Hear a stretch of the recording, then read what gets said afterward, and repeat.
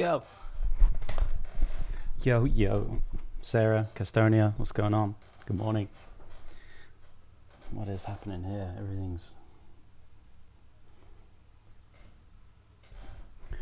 Everything's wonky. Hang on. I've been rushing around. How are you? Yeah, I'm good. I'm good, thank you. I am good. We're in a good spot. Yeah, I was very happy with yesterday's progress. We pretty much finished the dragon off. We might dip back onto that and just sort out some of the cloud shapes and a few little things, but otherwise that one is done burgers. And then we started the new one yesterday, which again we sort of just hit on something quite nice in the beginning. Ran with it a little bit. I had some I had to go on a couple of calls yesterday afternoon, but then afterwards I jumped back on the image and just cleaned up what we did basically. I can show you guys that part of the stuff you missed basically. But yeah, it's cool. So today we're going to work on that. So I'm looking forward to it. We're going to jump onto it. Have I got everything I need? Yes. All right. Should we jump in? Yeah. Let's do it. All right then. So, old paintings that slap. You know how it is. Again, we've had this artist before. They're really good. And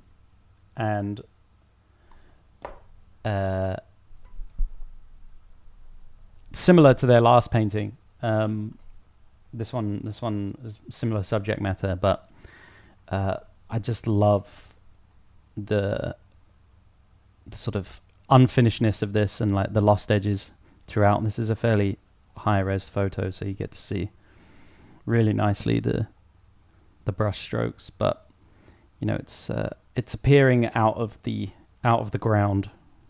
The ground being what you lay down as a tone on the canvas to paint into, not the ground. But yeah, it's just a really lovely painting. Like the way that the dress is handled. I really love that. The leg is foreshortened towards us, and we kind of get to know that by the way that the creases fold over, and just really lovely brush strokes. Just everything feels purposeful, and there's a lot of flourish to it. Lovely strokes that sit on top of everything. Nice little bit of impasto work. Impasto being where you have basically thick paint. It's known as impasto. But yeah, all these just lovely little flourishes here. Look how sort of soft and sort of ghostly the hand is. And then when we get up to the hair, just these lost edges into the ground, you can see these strokes that are kind of defining the edge of the hair against the background. Yeah, just beautiful hues in the face, very subtle hue shifting going on. Again, it's just a really great painting, and this is by Ramon Casas. Like I said, we have had Ramon Casas on old paintings that slap before, because he does great old paintings. They slap, actually. So there we go. That's today's.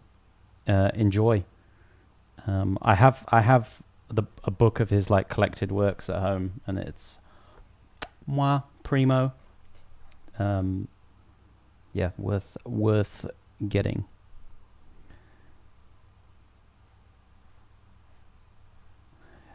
Can't wrap my head around how much texture these paintings have, but they don't feel messy at all. Yeah, I mean, there's texture, but there isn't really any unnecessary painting, and I think that's what keeps it fresh looking. There isn't any noodling There's just bold strokes that are very purposeful. They always have a direction. They always have a purpose. You know, they are kind of one value and one hue, and they just define, you know, an edge or a plane. And there's a lot of like thickness to those strokes, but you know, in and of itself, this is just quite pleasing to look at. It just has a lot of kind of energy to it, which is quite nice. And then obviously it resolved to be the dress. So yeah, it's really good. All right. And yeah, we will get onto this. I will talk about like what I did in the yesterday afternoon on this. It wasn't a lot really though. It was just tidying things up. And I brought the original sort of sketch back on top. Because that was like, had some nice energy to it. So I'm going to kind of like try and work into this and get this to work later. And I'll show you kind of what I did here. She still needs a lot of painting, but you know, I had a little pass on this. You know, I'm not going to resolve it too much more than this. You know, she's going to be quite small on the card. Well, it's not going on a card, but you know what I mean. It's going to be quite small, so you know, I'm just going to keep the render kind of quite simple, quite graphic, and it's going to be more about the spell. But yeah, we'll talk about this in a bit, because first we're going to do Lonely Elevator for 1. Today's warm-up. So let me turn that layer back on. Yeah, we'll come back to this in a sec. Yeah, so Lonely Elevator for 1. I thought I would go through the entire process with you, and that in this case means jumping first onto ArtStation and finding a subject. This is how I start. So I go over here to the character modeling tab, and I start looking for a 3D model. Now I'll choose a simpler one today because there's some stuff I want to go through. If anyone wants to like do this kind of warm-up exercise themselves, I think it's better that you start with something simpler. Just like a base mesh in a neutral pose without any like costume details or anything like that. Believe me, it's hard enough when it's just the base mesh. So you'll learn just as much. You don't need the added complexity, because all it's going to do is slow you down and not really get you into the meat of the task, you know. So you want to look for something like this. I follow this guy because, and you'll see in a second, but he makes these really good stylized base meshes of like really crazy body types, you know, and they're already in a pose, right? Just a base pose. There's nothing like crazy going on. So this is what I was starting with. I was just like picking one of these to go with. Let's go with something.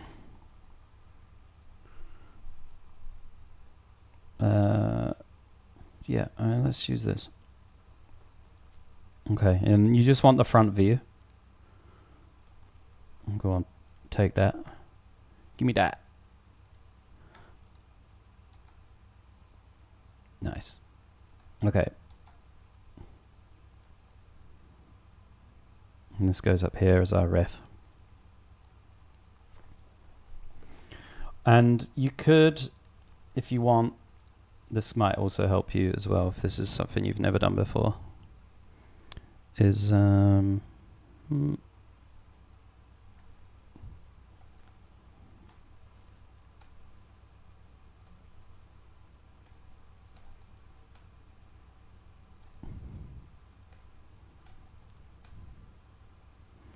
is to give yourself a few marks here. I'm doing like a center line and splitting the figure in half. I'll show you why these are helpful in a sec. And here we go. Then you want to draw yourself a little your lonely elevator. First, I'll write it up here. Lonely elevator for 1. Or LEF1 if you're cool. And that's it. Now you're good at perspective. Job's a good one. So there is another thing you can do. You could just make a block in a 3D program and put it into a different perspective, and then you'd have like a nice perfect block. I don't do that, but if you were really bothered about it, you could. If you're not so hot on your block drawing skills. But the block for me is more of a rough guide than like it's gotta be exactly the block. So take that as you will. And the idea is to do a few of these in the time, but obviously yesterday I was explaining quite a bit, so we didn't get through all of it. But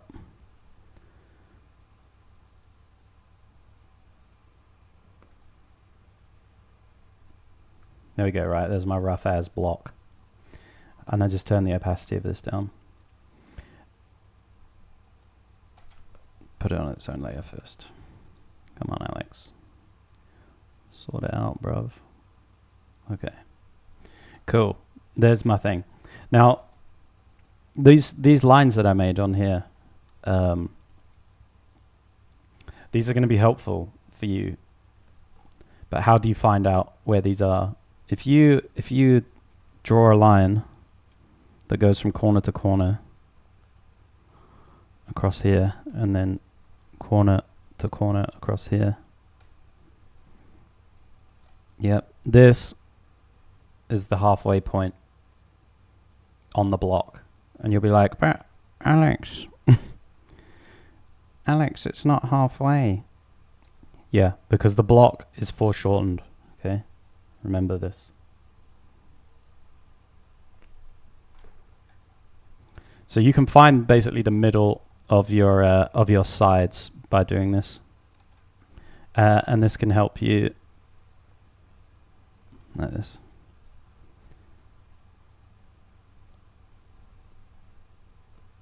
This can roughly help you, so you can be like, oh, okay, like this part has got to be here.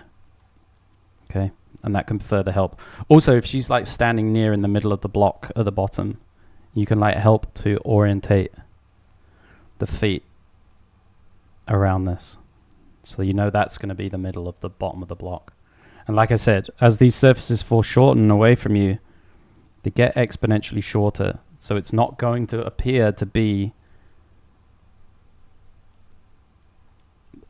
halfway visually on the block, but it's going to be halfway in perspective on the block. I think this is the bit that people struggle with when it comes to foreshortening, is they try and keep these proportions equal, and that's not how it works.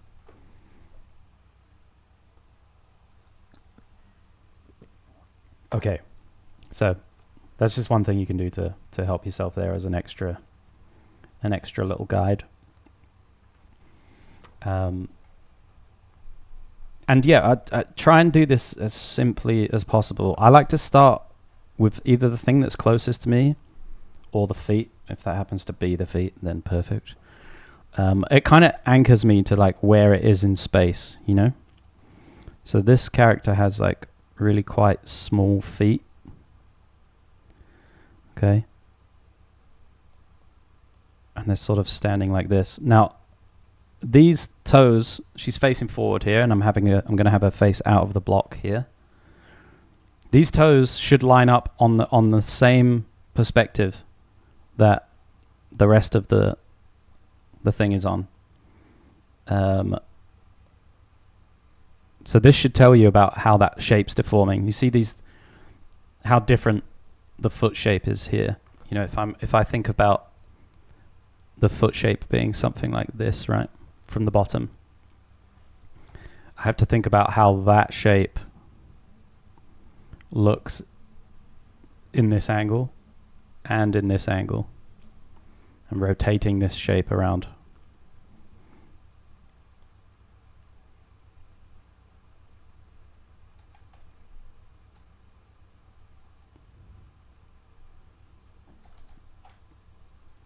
But I like to place the feet because it sort of anchors the whole thing. And I know, like, okay, whatever happens, whatever happens in the drawing, and I probably made these a bit bigger actually. Whatever happens in the drawing here, that's the body and the feet have got to match up to this, you know? It kind of anchors me there. And yeah, I do like to sort of do like a rough sort of sketch out, if you like, first, and then I go back and sort of try and correct it. So I go out. But any of these landmarks, like the knees, okay? The knees, I've got to line up on the perspective. And the knees are like about sort of here.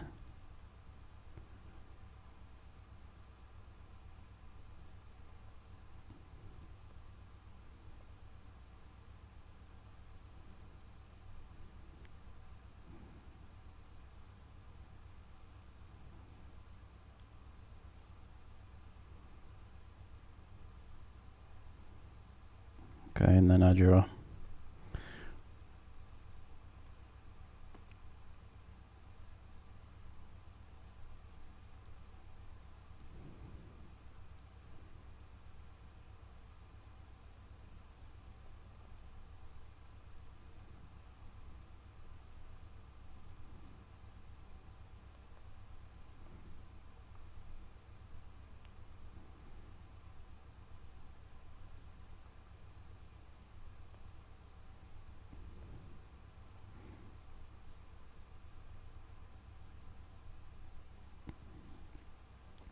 So yeah, I do like a rough draw out, and then yeah, basically I go back and sort of analyze it and go, okay, what have I messed up? And sort of analyze the point at which, okay, where are the issues at? So don't worry too much about the first draw over, like do your best effort with it, but don't worry too much about it being correct or even going into any sort of detail with the shapes. It's just a bit more like, where am I perceiving this stuff to be initially? And like I said, we'll go back and sort of redraw it. We might redraw it a few times, you know?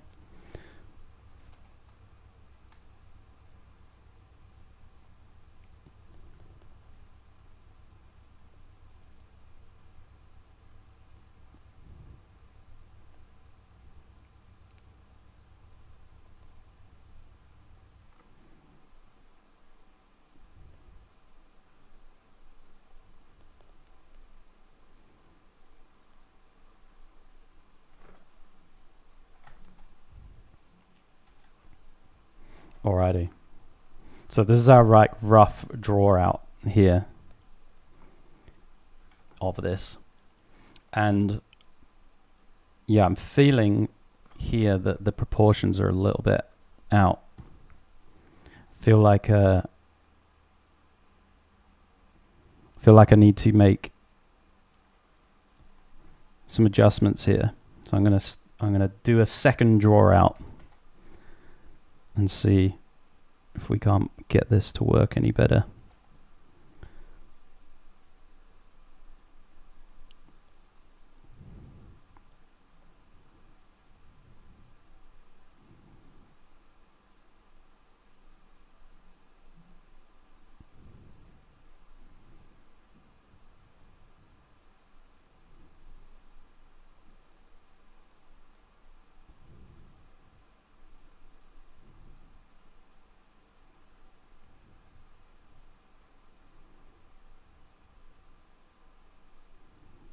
But yeah, it's quite interesting exercise. It really does kind of show you how you're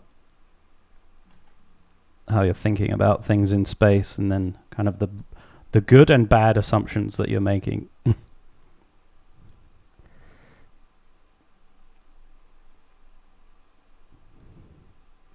I think one thing that tends to happen, you might find, is that it appears like sometimes you bend the figure towards yourself in a way where you're trying. It's like your brain's trying to sort of straighten it out. Okay, this is starting to feel a lot better than attempt 1. I think sometimes if I slow down and draw it, I actually make it worse. And it's like sometimes my initial thought, if I just get that down quick enough, is better than the one that I sort of trying to overanalyze. Got to trust my intuition a bit.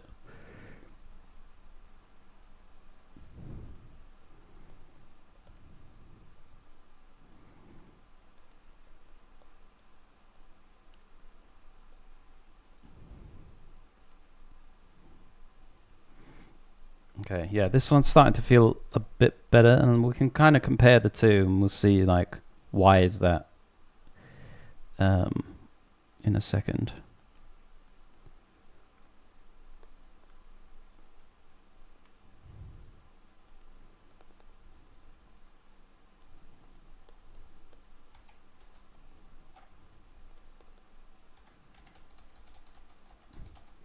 I have a huge issue with that. Yeah. Me too. When I was cleaning up the Magic the Gathering drawing yesterday that I started, I kind of made it worse, and then I went back and sort of sketched over it quicker again and made it better, and was just like, I'm gonna start like the painting from this one rather than the neater one, because I kind of lost all the energy in it. Happens. Okay, so this will be interesting. Let's compare like attempt 1 with attempt 2. Have a float above the box here. Okay, so I'm going to sort of like red pen this to just be like, what isn't working here that actually then starts to work better here. So I took too much time on this one, first of all. I was focus on individual parts too long. Okay, so even though like the foot shape is kind of better here, I do this, and then I'm not really focusing on actually the size of these relative to the box I'd given to put this thing in. So then the feet end up really small. So, they're better shape, but they're too small overall proportions. So the other thing was proportions. Bad. Okay. So foot proportions, bad. I focus on the individual parts too long. That's why. Legs, not too bad, honestly. Not too bad. I think, again, part of it stems from this proportion issue, making this like the way that it is. When we got to the torso, I wasn't thinking about shapes occluding shapes. So what I mean is I wasn't thinking about the stomach occluding the breast, the hip occluding the ribs. I wasn't thinking about the insertions as much, and therefore I gave the arm like this really weird proportion, but also I sort of pulled it too far away from the body. Like this arm, this hand here is like too far round and too far away from the body. And yeah, it feels like the head to me is like, instead of the center line being up there, it's like this. Like a head slightly turned towards me. in here. Whereas here, it starts to feel a little bit better. Like the the landmarks are lining up. The stomach occludes the far breast here, so you don't see that because it's around the center line. You know, the center line appears better throughout this. This insertion feels nice. Around here, we have the breast like occluding the chin and the neck. We have the shoulder occluding the head. We do have that here, but proportionally it just feels better in this top one. So yeah, this is a much better attempt. So we just know that we need to sort of trust the intuition a little bit more on this exercise. I think drawing with a slightly thicker brush as well also helped to sort of just not get too small. Do you have any advice about estimating the thickness in the z-axis?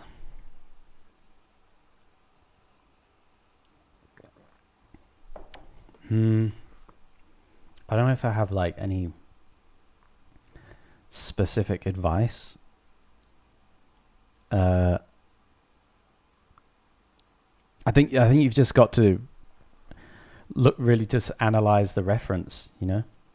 Hey, good morning, mate. I think you just got to really analyze the reference and make some educated guesses, you know. We've only got one view of this, and this is like part of the exercise, you know, is you've only got the one view to interpret from. So you got to use the information there and do your best guess on it, you know.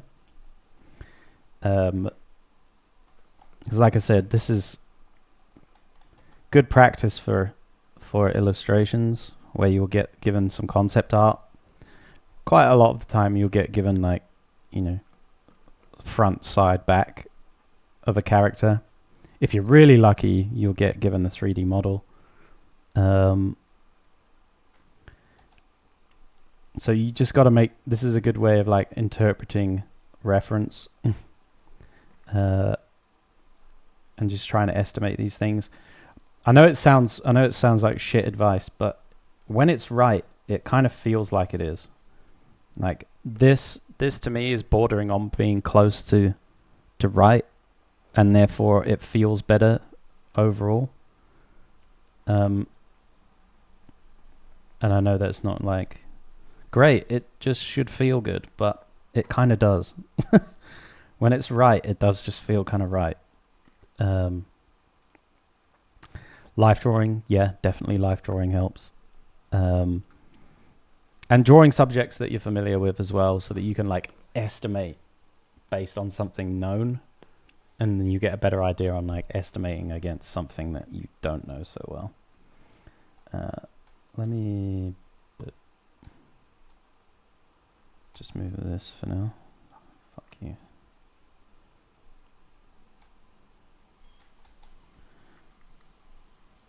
Fuck off, right, stay there then.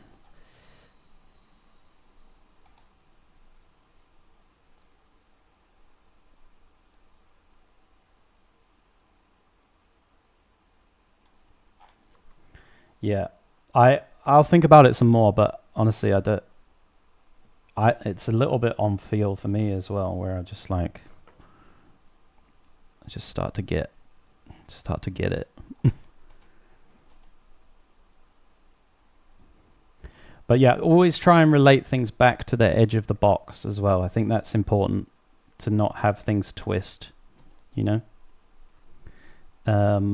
It's easy to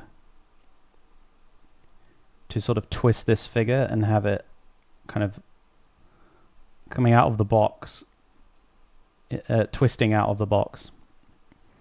For example, the ones you did yesterday, Sarah, that you posted, have that feeling to them where they're kind of like, they're not square to the box.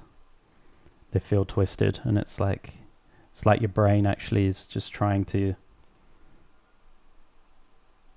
turn it to the front view, because you're looking at the front view when you're doing it and you're interpreting it in the side view, and your body's just like, your brain's like, yo, do it from the front.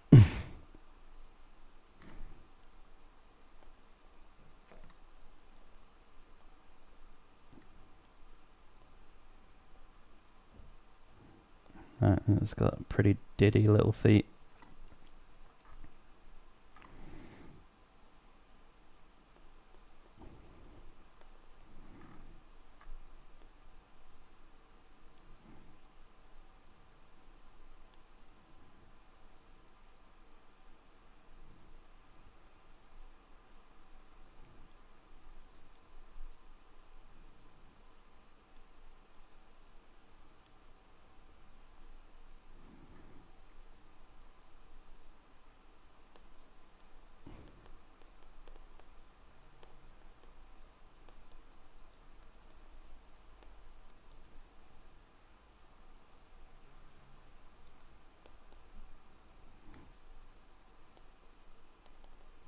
Yeah, I also didn't take the time to measure the box either. We'll definitely do that next time. Yeah, I mean, it's fine. It's fine.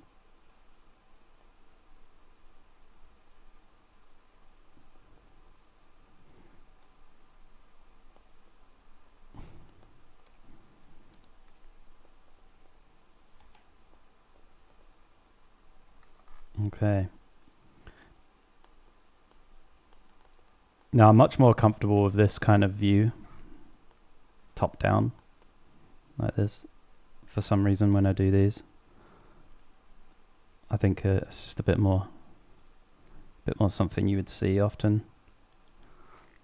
But this is where the occlusion really comes into play. You've got to occlude forms when you draw like this.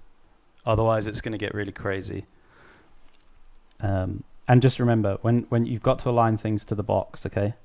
The front of the feet, the front of the stomach, the line for the breasts, the eye, the chin, like the forehead, the back of the head, the shoulders. All of this stuff should align to the box. This plane. Everything like that. If you get in the knees, the back of the knees, if all of those things are lining up to the box, that should tell you what you can and can't see, if that makes sense. So let me just lower the opacity of this, and let me just draw this leg out in a different color.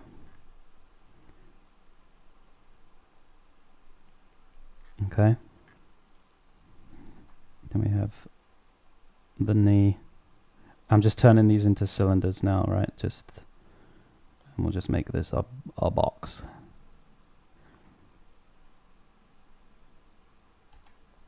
Okay. And this is like the top surface of that cylinder. If we're cutting through it, same for that one. So if you see here, if this cylinder just gets mirrored across, all of this does. The whole thing gets mirrored across over here, where the other leg joins.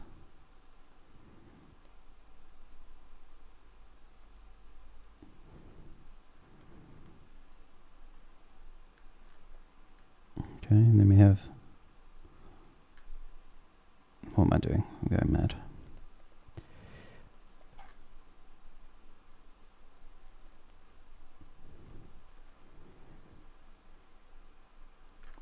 If all of this gets mirrored across like this, do you see how much this leg occludes the other leg?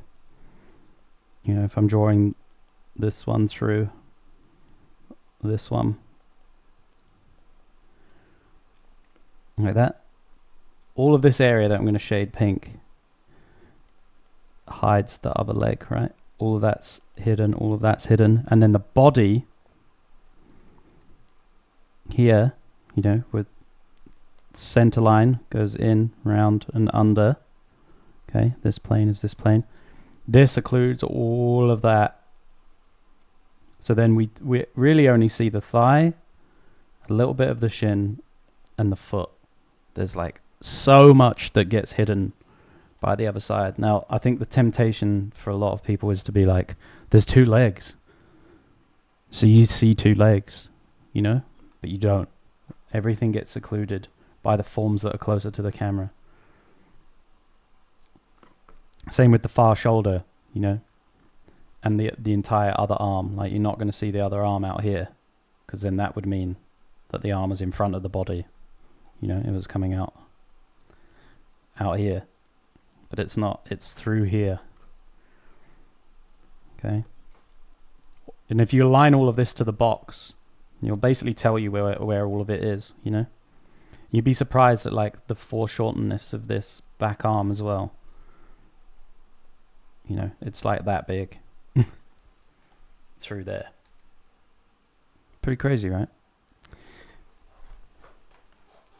But this exercise is great for this kind of thing. Kind of, you really got to think through it.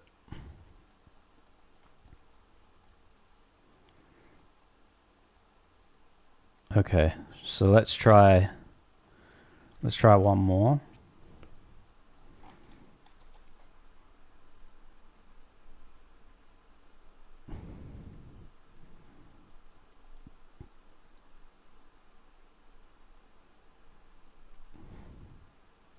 But you can see why it's called Lonely Elevator for one now, because just looks like this person is taking this little elevator.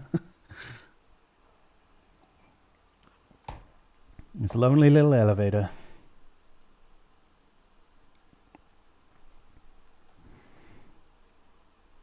Okay, so this one, we'll do it like it's from the back.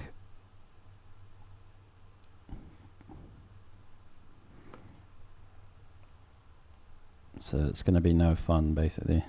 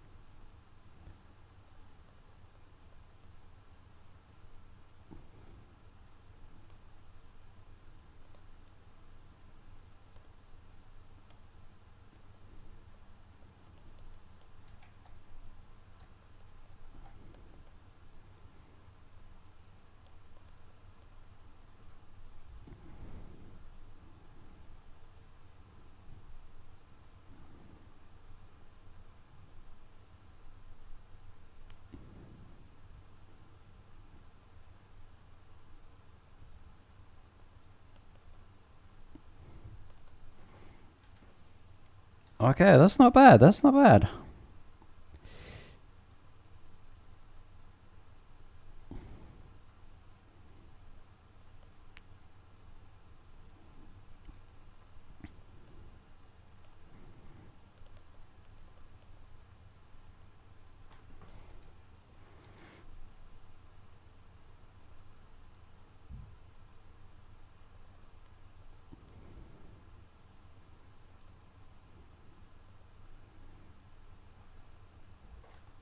Yeah, that's not bad at all. Okay, that starts to feel right.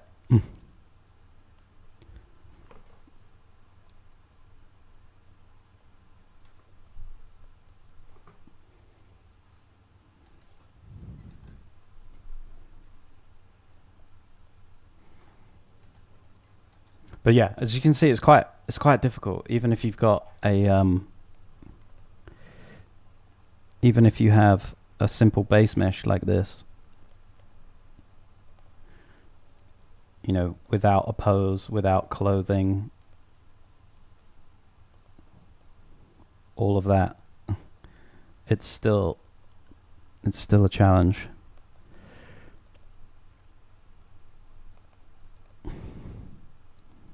But I feel like if you can do this half an hour every day for a while,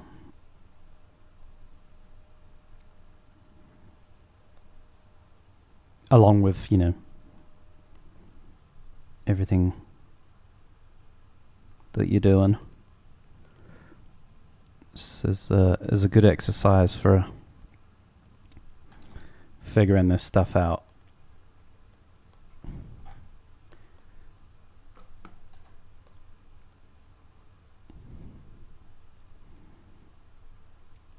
I must say, you probably get more out of it having a rough idea how perspective works in general, because you're not going to be able to like necessarily correct yourself if you don't know.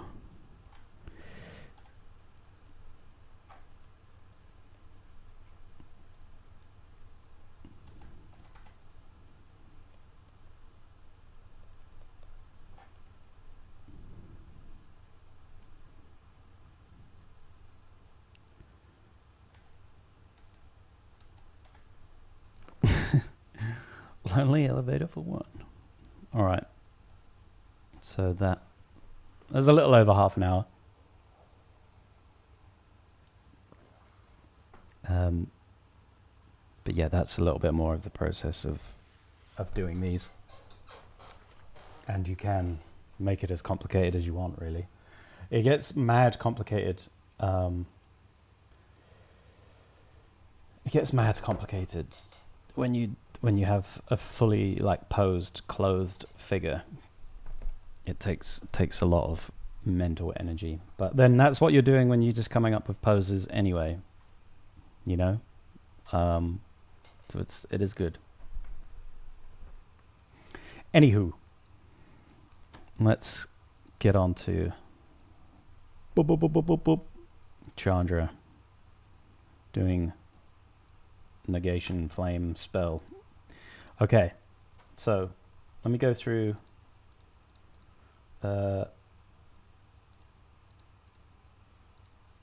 where I took over from yesterday, and let me just all my active layers just make the same color so that I can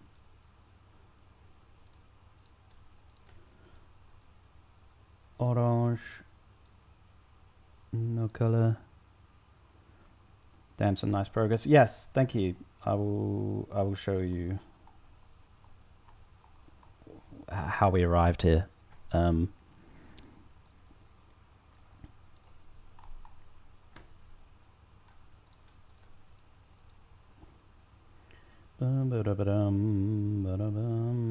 Okay, so yesterday, we started this and we noodled around a fair bit, trying to sort of find the composition, find the pose, etc. And then at a certain point,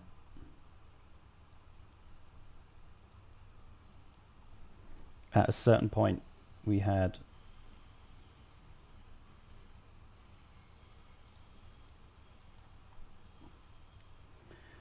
made this kind of rough idea to be like, okay, this is maybe where I want to go with the the colors and that. And I think this is about where we left the stream off, really. It was just like, okay, yeah, we got about this far. Here's the pose, whatever. However, yeah, after stream, I was like looking at this and I was like, okay, it does need a little bit of correction here and there. Like I feel like the proportions are a little bit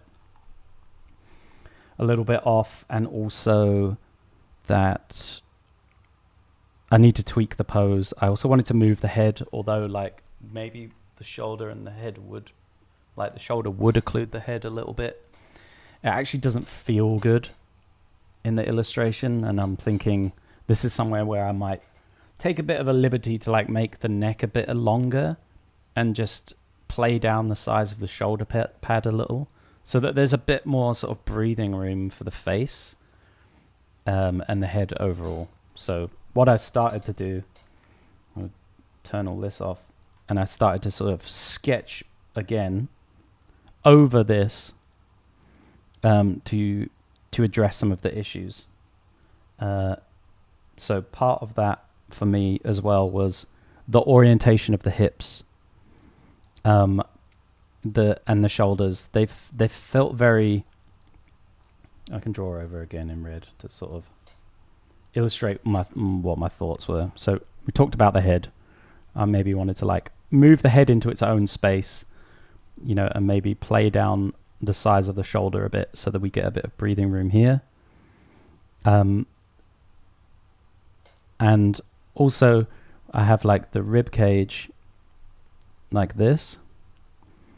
And to me at the moment, the pelvis feels like this. So they're square on to each other. Now I don't mind them facing the same direction so much, but it's more that their alignment feels exactly the same. And so there's a kind of a stiffness to that then makes the leg positioning feel a bit awkward. The other thing is, okay, this leg, okay, I'm kind of okay with this coming out in space like this. But this one, which is sort of going back and down, actually connects to the hip in a very strange way. It makes the legs like really far apart, which gives her really big hips. And this leg then becomes like really, really long to go down here. And I'm okay with stretching proportions a little bit.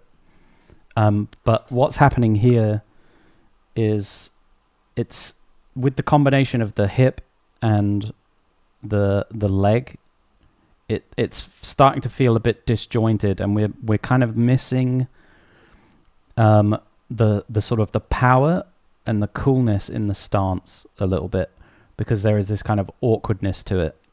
And if there's an awkwardness in the pose, then what she's doing doesn't feel purposeful. So the pose needs to work in and of itself, regardless of whether we change proportions a little bit. It needs to feel like the whole thing is working together. You know, the body is all connected. You know, the way when you are doing a certain pose, your whole body is involved. Whether it's just passively along for the ride, like you know, something's just hanging there, or it's purposefully in there where it's like your hips are tilted, your legs bent, et cetera, et cetera. So when it's a little bit disjointed like this, it kind of feels like every individual part of the body is doing its own thing, and it just takes away from the intent of a pose. So what I started to do here was sketch over this and bring in a little bit more of this intention.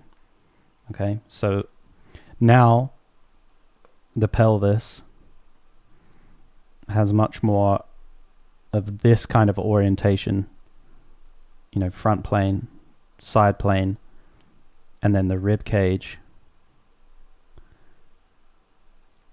still in the position that it was in, but it's like tilted up.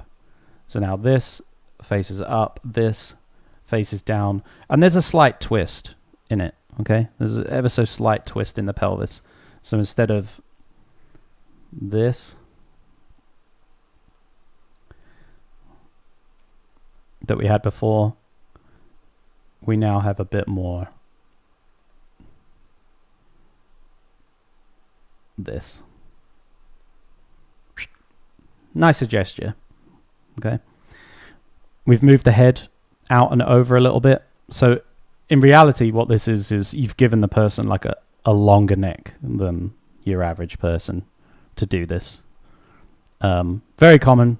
You pretty much draw over anything. Any splash art, they've got a long neck, I promise you. At the very least. So yeah, we move the head out. Like I said, we play down a little bit the size of this to just give the head a bit of breathing space. And as you can see here, the leg is now coming in at a slightly less steep angle, which means that it's not as long and it joins the hip better. So now that sort of hip and leg position feels more intended.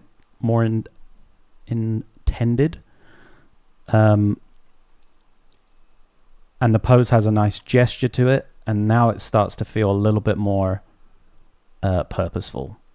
I also moved this down and like foreshortened it a little bit more into us, so now we just got a bit more Z space within the pose itself.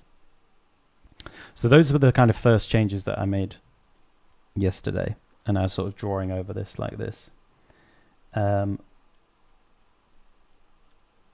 So we arrive at this point, but this is kind of quite, feels like an ice skate, yeah.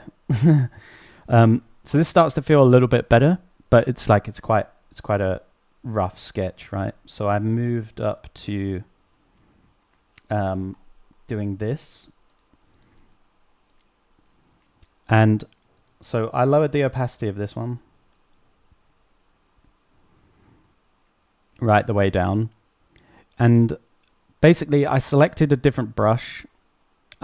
When I sketch with this like round brush,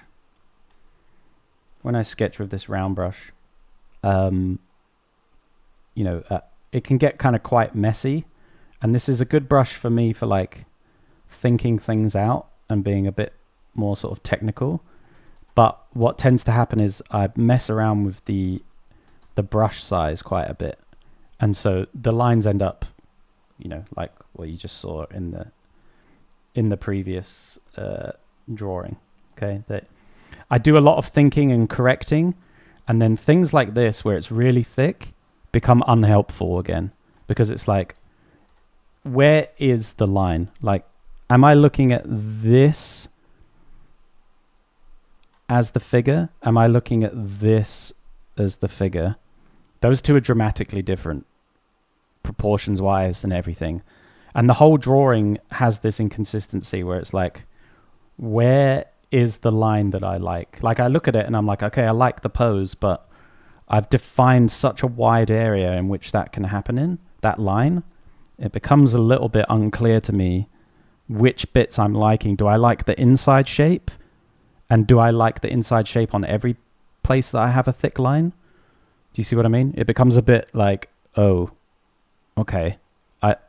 The pose is starting to work, but now it's undefined as to exactly which parts of that are correct. I've defined an area in which the line is, and I need to, if you know anything about physics, I need to collapse the wave function. Okay, it's now the line is in superposition right now. It's the line is Schrodinger's cat. The line can both be here and here at the same time. And when I look at the pose, I'm like, I need to figure out where. I need to be the observer. Anyway, if you don't get that physics reference, don't worry about it.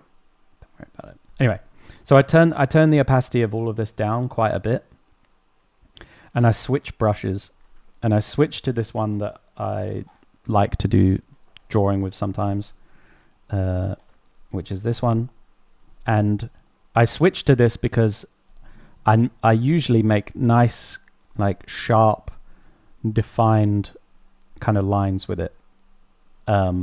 It's sort of like a brush that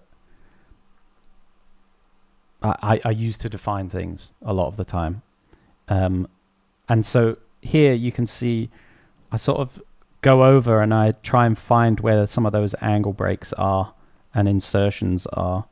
And I just make a sort of a conscious effort to sort of figure out a little bit where some of these things are in space, some of these lines. I collapse the wave function a little bit with them. And this sort of simplifies the drawing again, gets rid of like all of the mess from the working out, and sort of gives me a fresh palette, if you like, a fresh idea.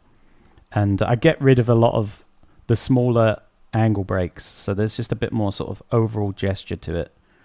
And this sort of resets the drawing a little bit. So from this point in time, what I then start to do is I lowered the opacity of this down again.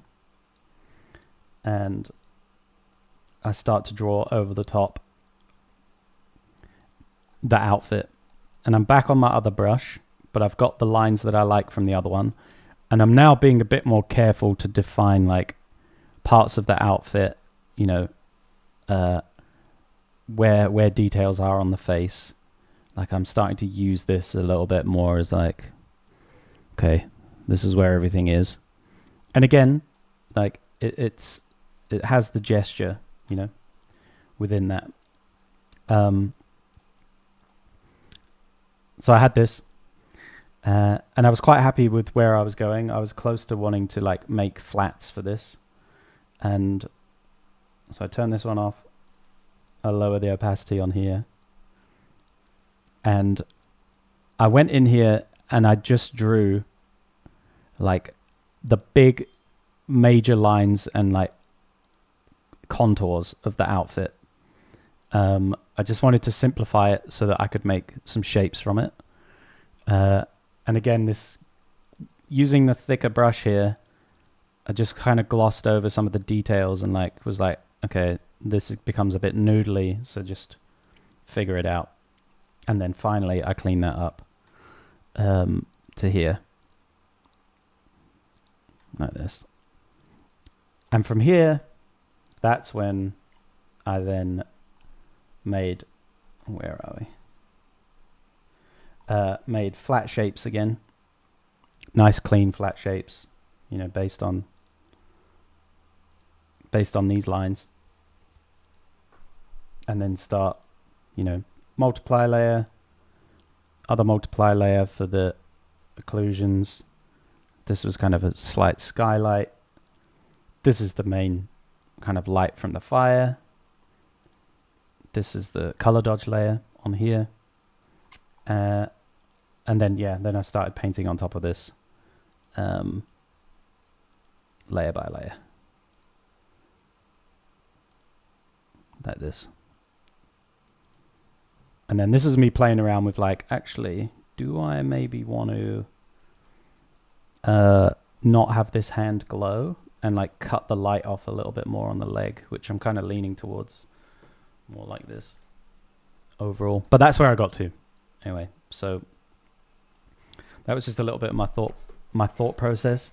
And you know, I guess to show you a little bit the battle with finding the battle with the line work, I guess.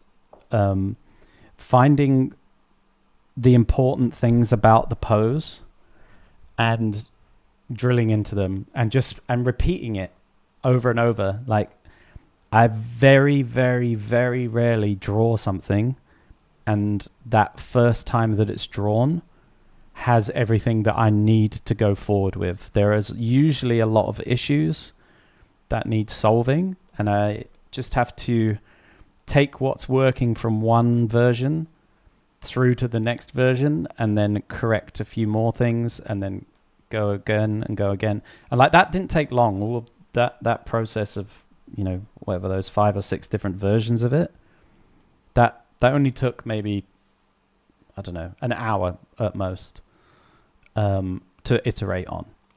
And you know, the whole time I'm flipping backwards and forwards, I was looking back at the sketches, the original sketches, and was just like, is there anything in here that was present? You know, there's like a lot of nice energy in these, right, that I wanted to get across, and I needed to keep that in here. And I just sort of iterate on it over and over and over again until I arrive at the thing that I like. And still here, there's things where I'm like, okay, I might change the proportion of the hand.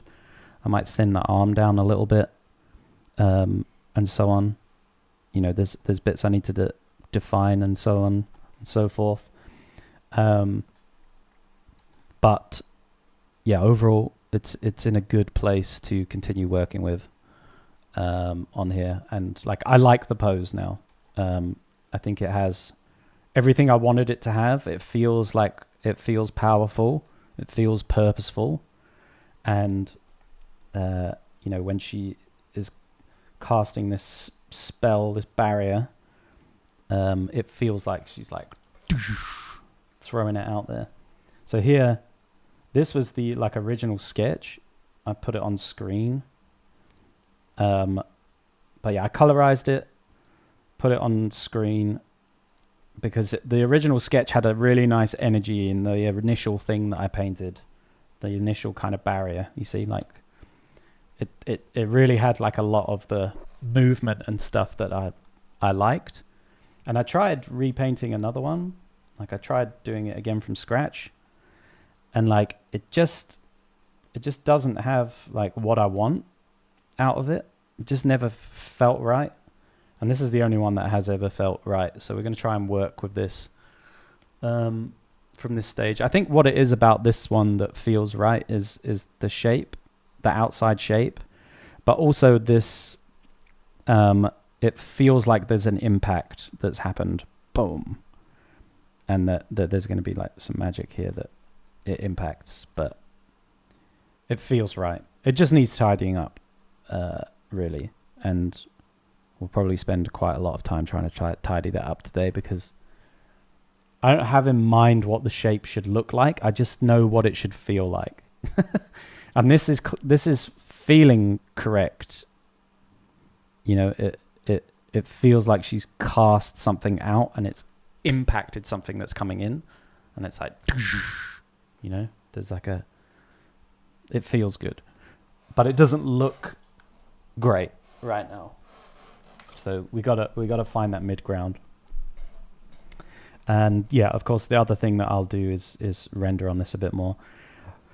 I don't intend to really sort of super render this outfit in any way. Like it's gonna remain kind of quite painterly in a way.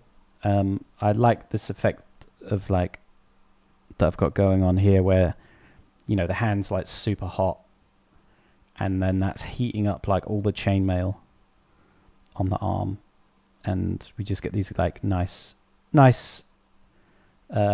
simplified kind of idea of that going through. You know, it's like super heated, and we just get a little bit of like the links and so on, especially like around the neck too. So this is all chainmail, so this is going to have a little bit more stuff going on with it, but honestly, I'm not gonna paint super loads on it. It doesn't need it, and it's not really my kind of style either. And yeah, also let me show you this before I get to painting. I've just been absolutely yapping. Boy can talk.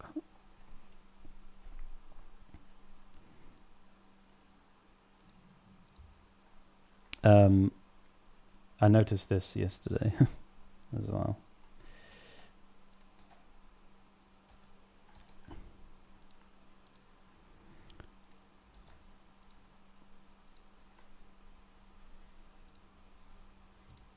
Oh, come on, man.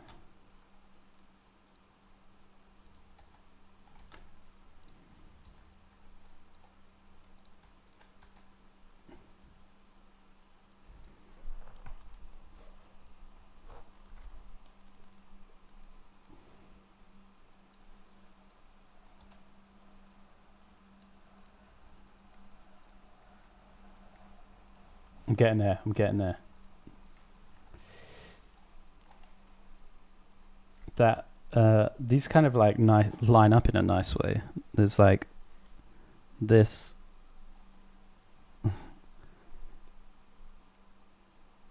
flow kind of lines up like this. I put them together yesterday and I was like, oh, weird. So it's unintentional, but I guess I just do like similar flows to things, and therefore it's sort of lined up in this way.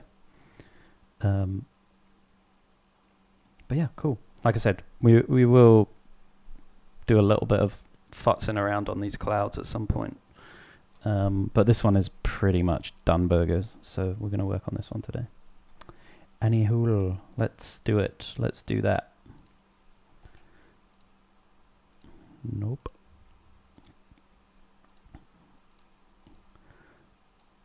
Okay, and what do I want to do? I'm going to make a quick copy of this one.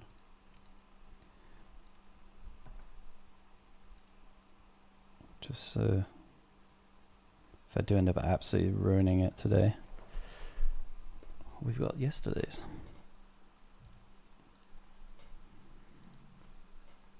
Okay. Alright, last thing. I'm going to put the kettle on before we lock in to this. And yeah. We'll just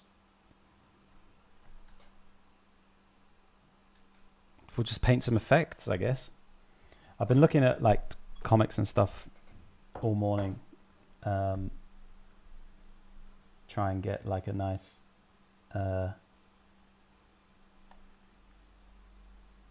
idea of what this effect could look like, but yeah, we're just gonna have to paint over it, wing it a little bit. All right, let me put the kettle on, and then I'm back with you. Gotta go. Gotta catch the rest of the stream later. Thanks so much for going through everything this morning. Have a great day. Thank you. No problem. Bye. Have a good one.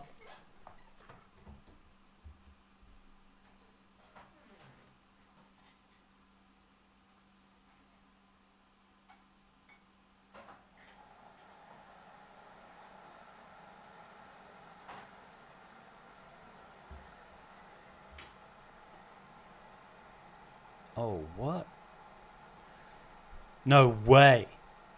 Yo, Sarah, thank you very much. That's very, very kind of you. And totally unnecessary. But thank you. I appreciate it all the same. That's very kind. Very, very kind.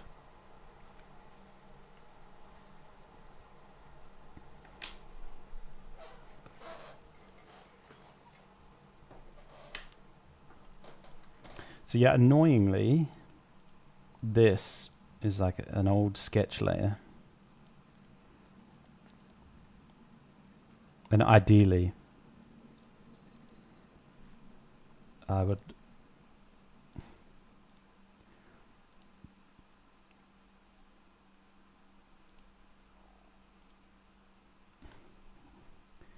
How's this going to look on normal?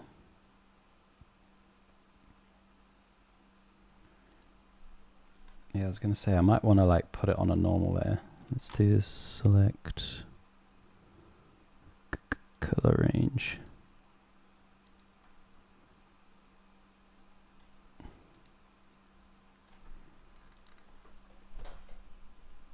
Yeah.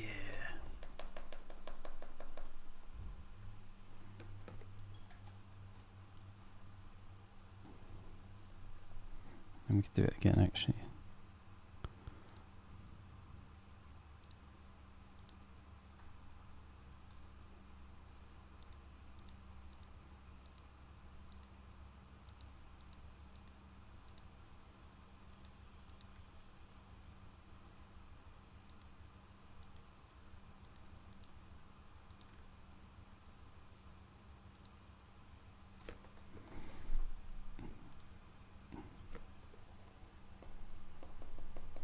Yeah, nice. Okay, well that was easy.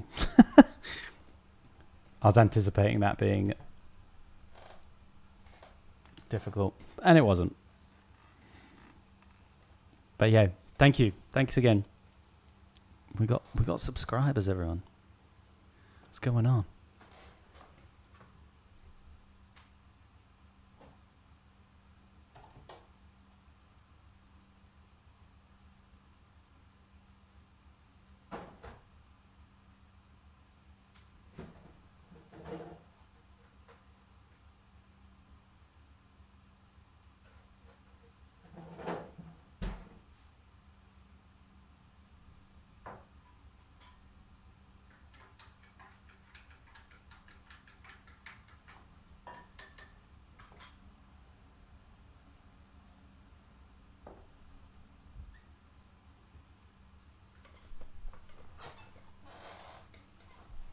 Okay, we're back. We got a cup of tea.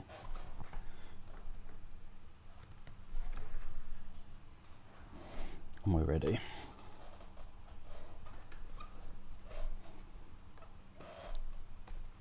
Alright, let's duplicate this.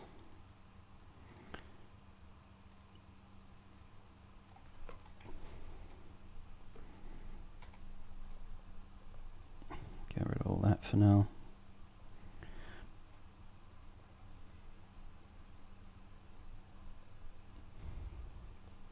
So yeah, in my mind I've called this like spell card negation flame, right? I'm gonna have like this kind of interaction where the flame yo Munya, what's going on? Where the flame kind of barrier is negating an incoming spell, or like destroying an incoming spell. And so this needs to feel, you know, like she has cast this out and it's gone out, and then it's hit the other spell and they're sort of like smashed into each other. And I think what was not, and this one feels the best of the attempts that I've had about around this, whereas like this one, for example, maybe feels like her spell isn't working. I don't know how to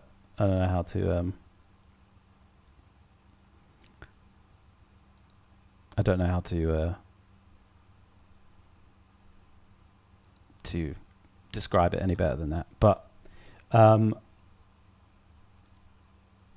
whereas this one to me feels a bit more like powerful in that essence. It's looking amazing, thanks. So yeah, we're just going to work on the shape and somewhat the idea of it, and see if we can, you know, get it to a cool state.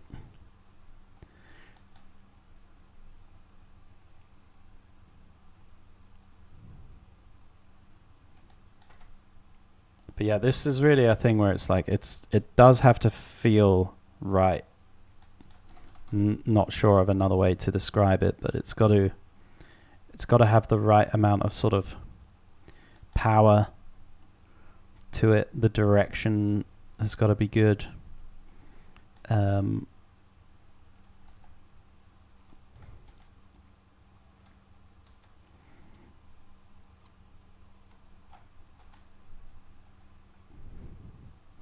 And I want it to feel obviously like she's kind of cast it, and that it's a very powerful like impact. So we're just gonna have to play around with that. I don't have too much in mind like how that should look.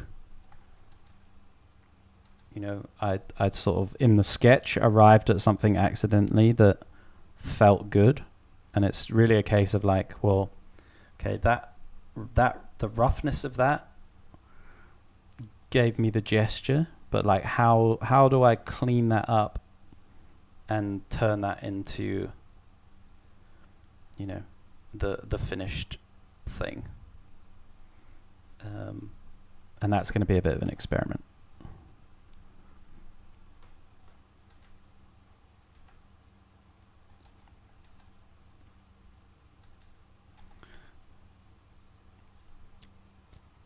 Suzu, thank you. I appreciate that. It's a fun one. It's a fun one.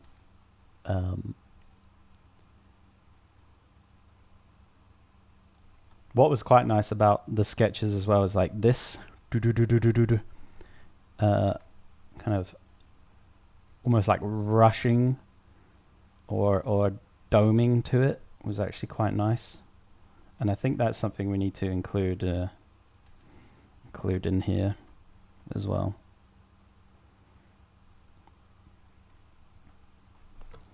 let's just like take that curve, yellow.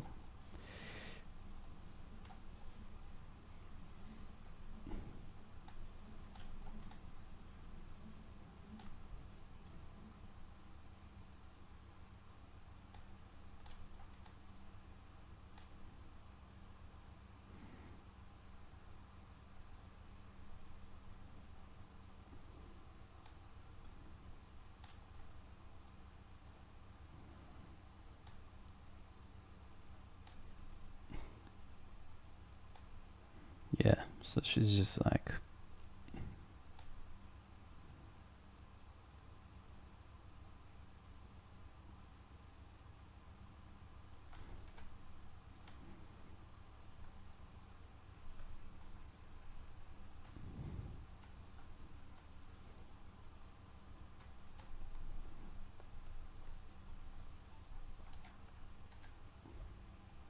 I'm just taking this as a rough shape, as a guide as to like where that should be.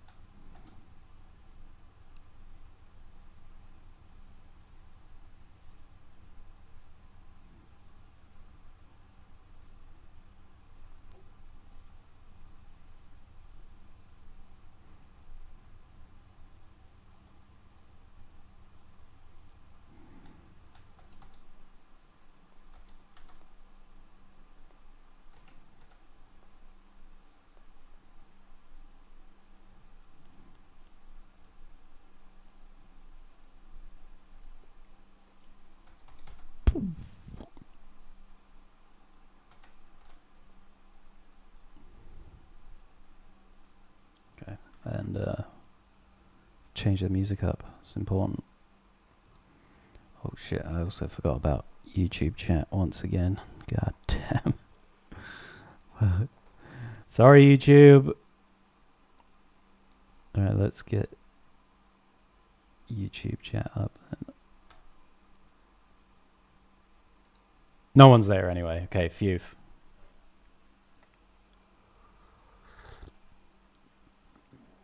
All right, we're back. We're back on it.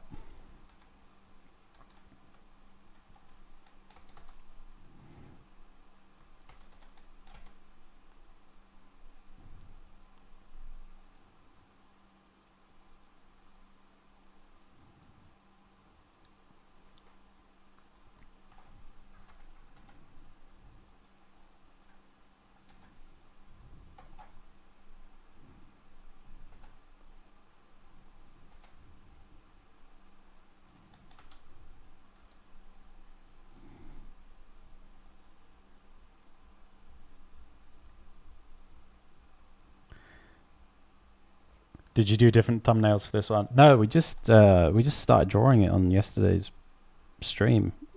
No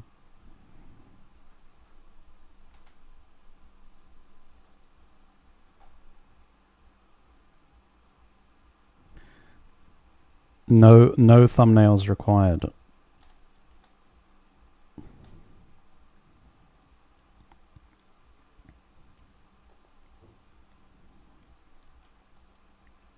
Listen, I only really ever do separate thumbnails for clients.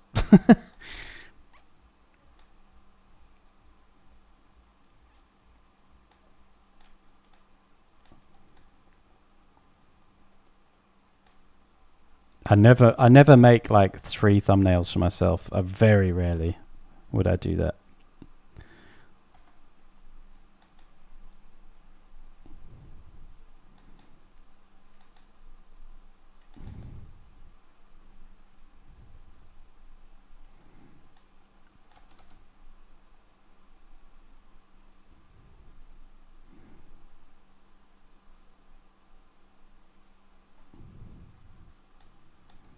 You do it for clients because they don't know what they want.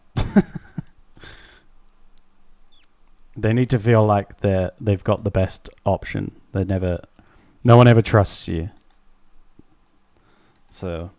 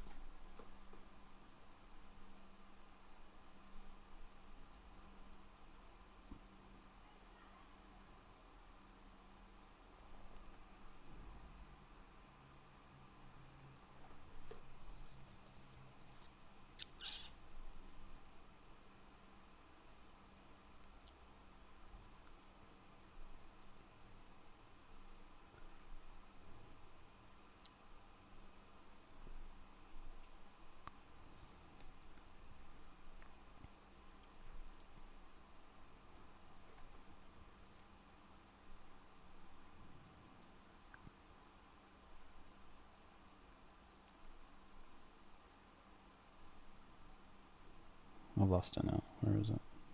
Yeah.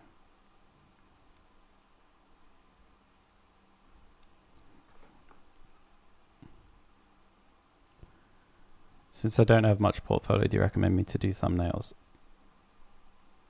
I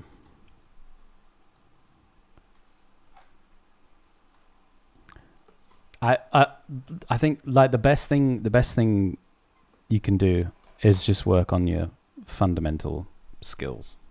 Honestly, I wouldn't worry about making portfolio images.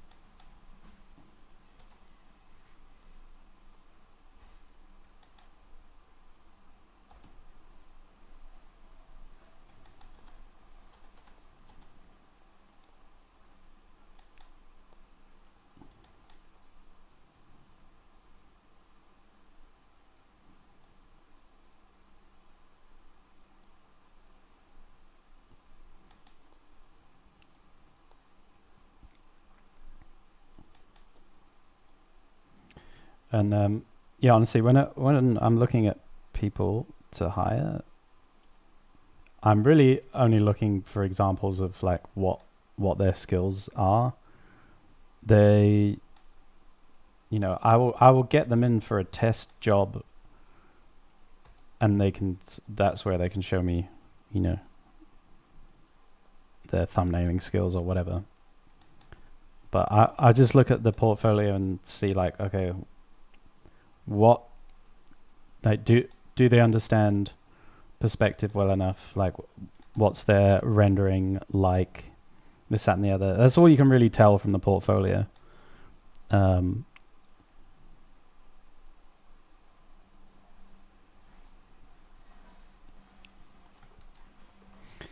It's you don't really know a lot about someone from their portfolio work, because it doesn't tell you like how long that actually took them, what resources were used, like um, how they arrived at the thing. Like, you can just tell kind of what level their fundamentals are at, but you have to test people. There's just the portfolio is a bit of a. Sometimes you can see something in the portfolio and you're like, wow, this is great, and you get that person in, and you're like, yeah, we want something like this in your portfolio, blah blah blah, and they can't recreate it in the sort of time frame or, you know, the pressure of the work environment and this, that, and the other. It's difficult to tell exactly from the portfolio like where someone's at, and you got to test them really.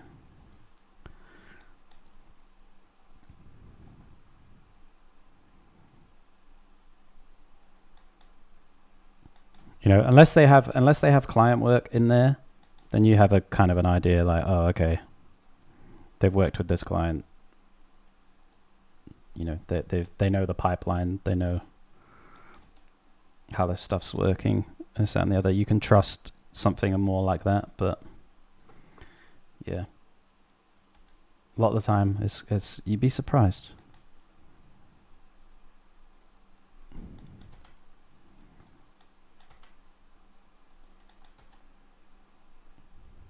I've worked with people in the past that have not had the best looking portfolio, but in the work environment, you know, the time, the deadlines, working in the team, all that kind of stuff, they're brilliant at. And they could, you know, they're consistent. They produce the work. They can do it under time pressure. This, that, and the other. And you wouldn't know any of that from their portfolio. So it's good to forgetting like your I guess someone initially sort of hooked, you know, the it's the intro, but it doesn't tell you an awful lot, to be honest.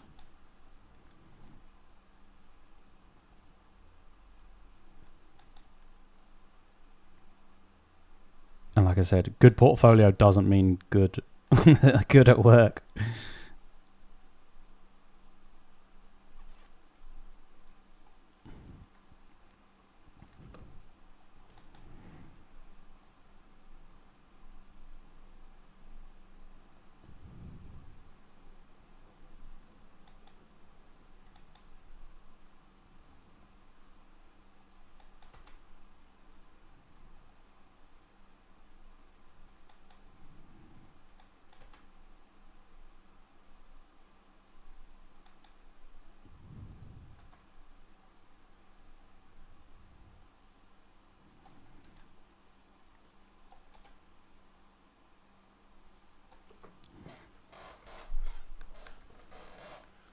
Yes, this is a tough one to figure out, this one. How this spell should look.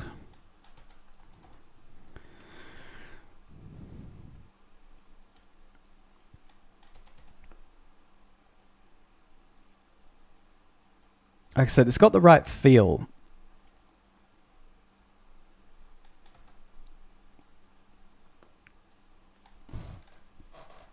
It just currently doesn't have the right look.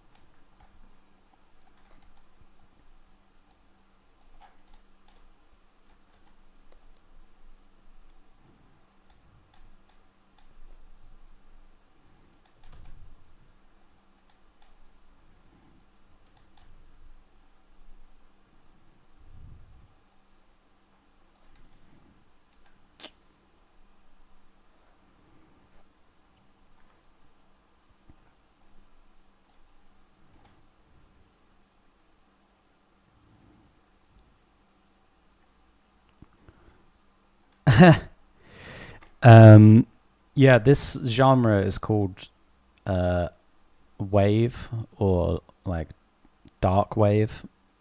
Um, I can send you a playlist. But yeah, I also find it is very good to paint to. Um, I always can get in the zone when I listen to wave. And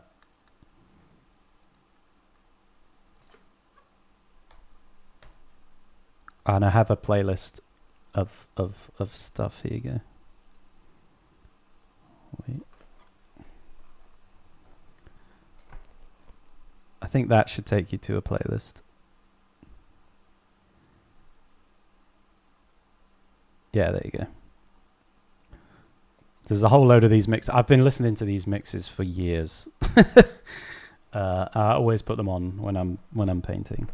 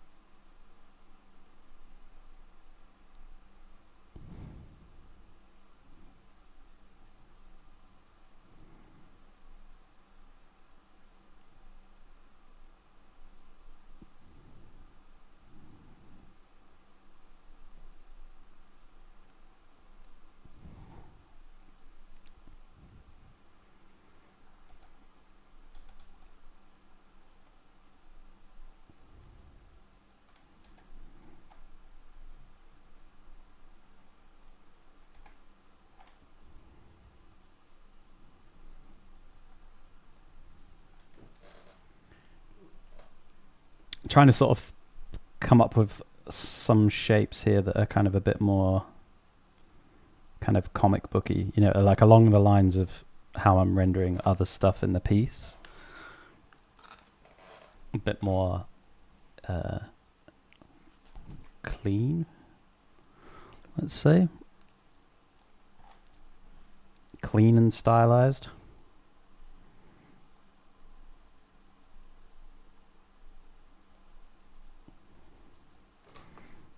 So I'm just looking at maybe if I design that in line and I make some flat shapes, and then I can kind of work with those a little bit and see where we get to. It's just going to be a bit of experimentation and trial and error on that part. But it's the important part of the piece. The character, but once we come back to render that, it's no problem. We've solved the hard problems with the character already.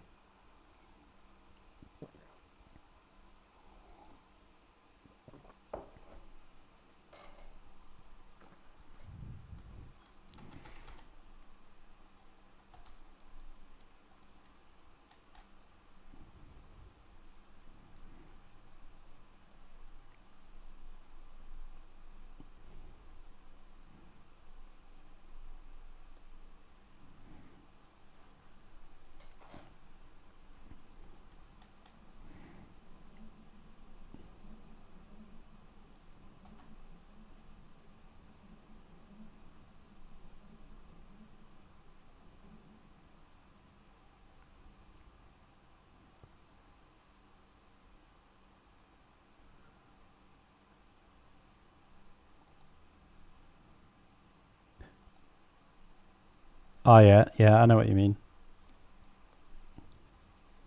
So it's like, boom.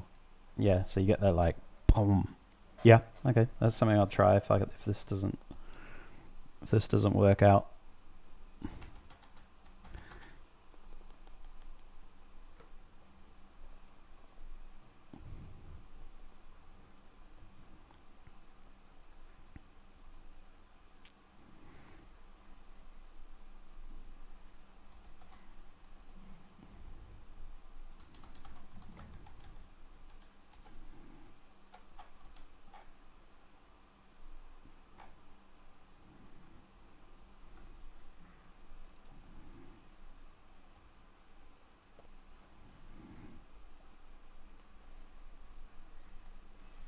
So I'm just using a solid brush to get solid shapes right here.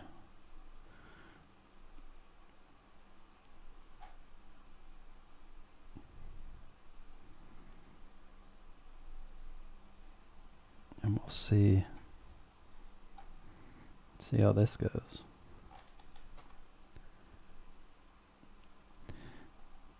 No, it's fine. I mean, we can try something because, you know, like I said, we generally know that it should arc or like curve in this direction. Like the pose is sort of dictating where that should happen. It's something needs to happen like here. It's just how we sell that right now, and I'm just trying this. I want this to go behind the rock. Just trying all different things out. Like I said, I was looking at lots of different comics this morning, just at like fire effects and explosions and all that kind of stuff. And so I've got like a head full of stuff. I also was looking at like motion graphics as well, you know, like game animations of explosions and that kind of stuff. And yeah, all that stuff is like in there. And now it's just got to find a experiment to find the solution.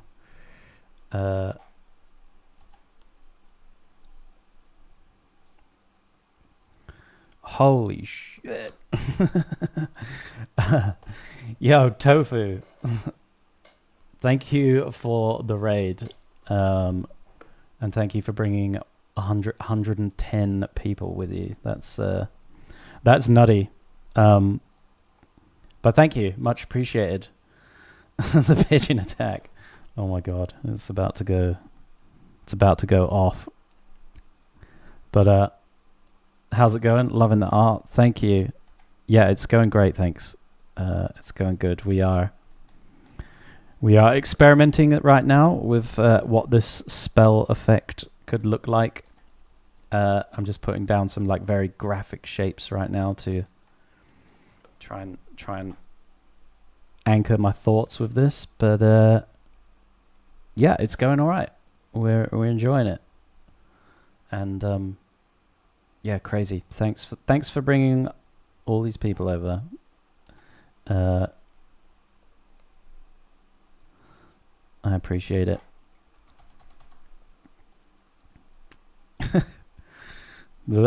Unexpected, I gotta say. But how was your stream? What were you doing? Gonna go cook your lunch? Wicked. Well, thanks for bringing all your people. I'll try and keep them entertained. Are you working on a commission? Nice. Very nice. David, thanks for the follow. Much appreciated.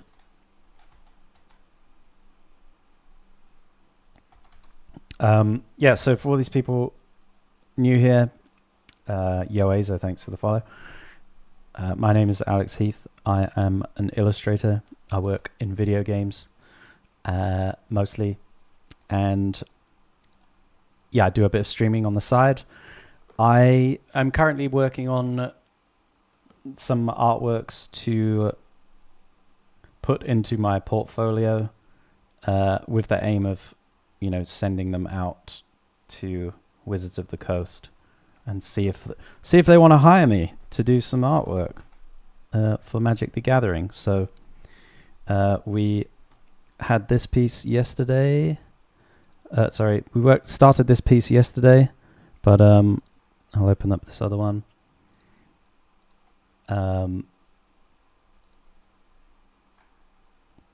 So the other one that's going in the Magic the Gathering portfolio is this one.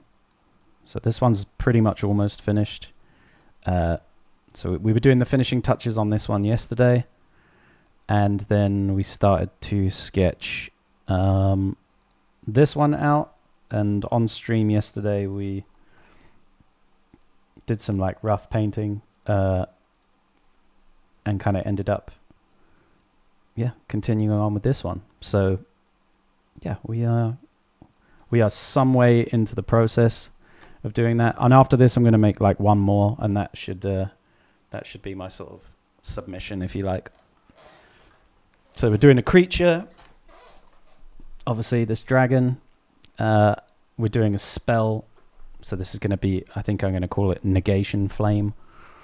So this is going to be this spell card, and then I think I'm going to do a land card afterwards, or potentially an item. I'm not sure. So yeah, that's where we're at.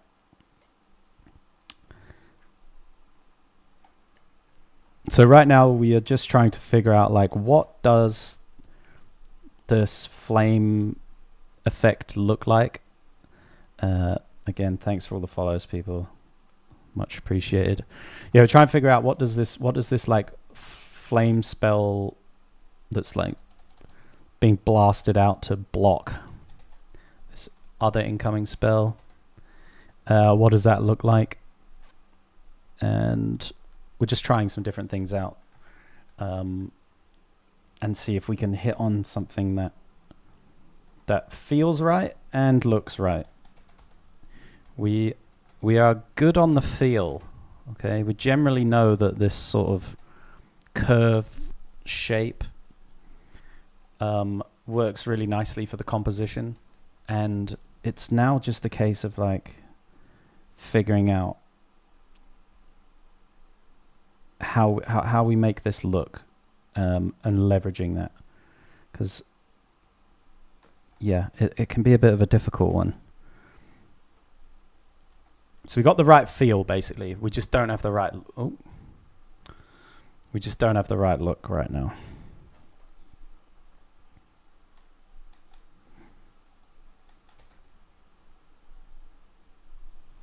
So we're doing experiments.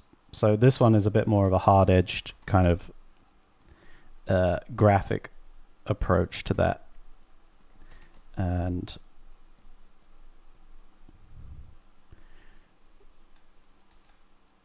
I do kind of like the more sort of heavier feel to this one, where it's a bit more.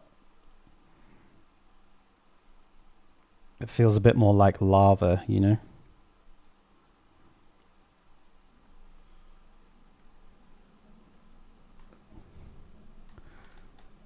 There's a good sort of heaviness to it, which is kind of nice.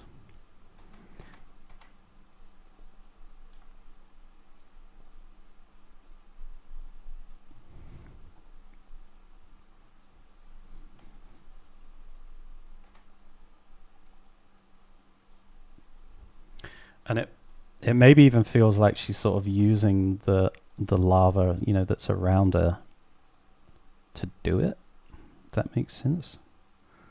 Which also feels kind of good.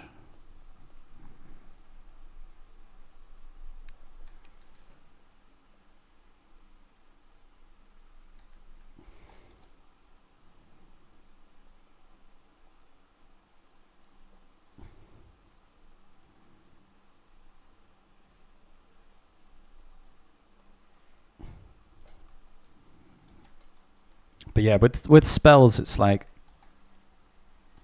they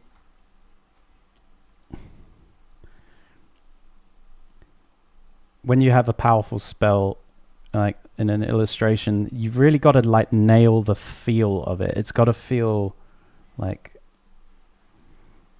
the pose and the spell itself. There's got to be a kind of a twinning to that, a kinetic sort of rhythm that they both have. So it really feels like there's impact and like shit going on. And like if those two things don't work well together, then it can just lose a lot of its like appeal and impact overall, I think. So it's really trying to find that balance wherever that is, and then do it. But like I said, I like the sort of heavier language of these shapes than the previous version that we had. Do you know what I mean? It feels like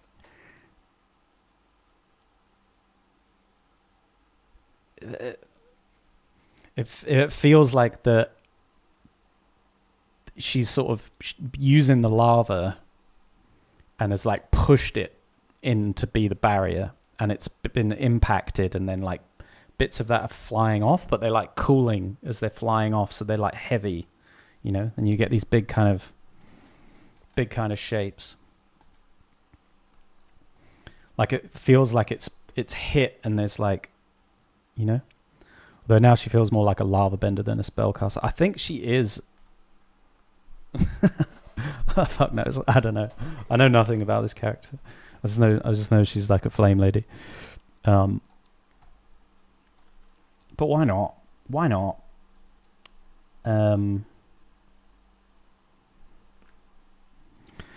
Yeah, it's cool to see your approach to VFX. There's a lot of movement in it. I find it deceivingly tricky to make VFX seem like a static stamp.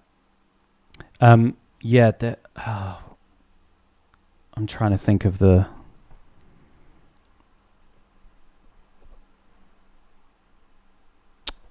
I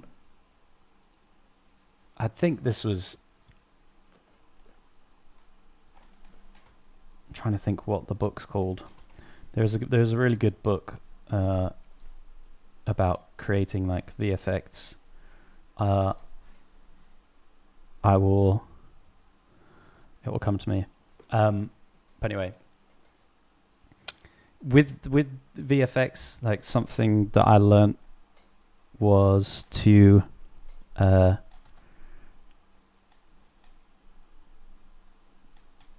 get the gesture first. It needs to have the right kind of shape and feeling to it before you do anything else to it.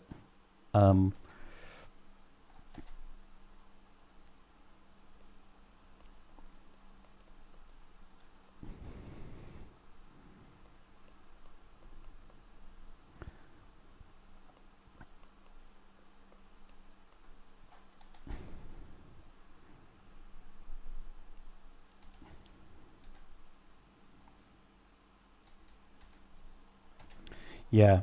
So what I'm thinking about here is, you know, let me see if I can find a video example or something.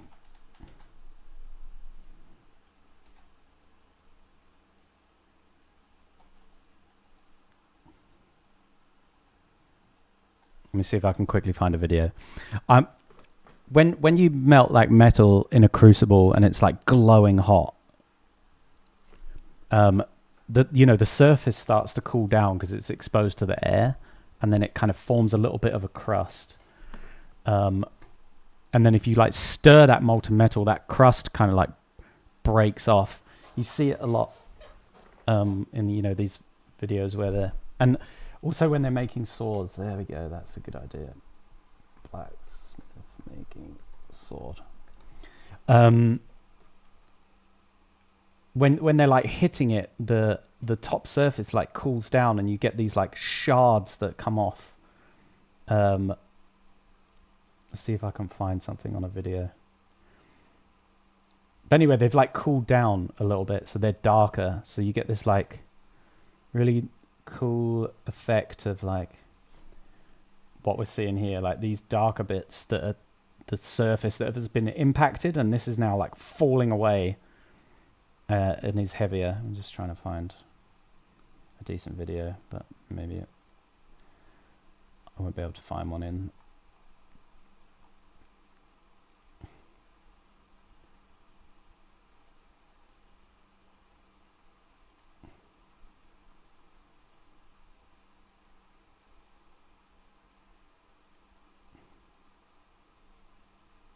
God's sake.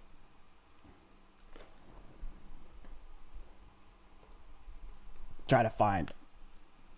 You guys know what I'm talking about. Here we go. Here's a picture of just some lava. Here we go. I'll stop messing around. Where it starts to cool down, it's going darker.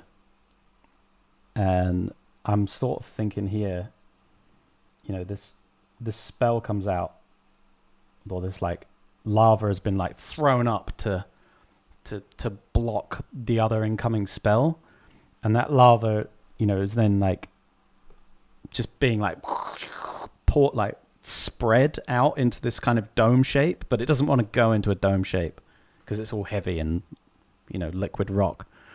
So there's bits that are cooling down on the outside that are sort of shedding off in layers, but there's this inner core bit here in the middle that's still like really liquid, and that's what's doing the blocking. And then the outside is kind of peeling and falling off, just like, if you can imagine that. That's kind of what I'm thinking here. And then it's got a bit of weight to it, and it feels good. And I feel like that's a little bit of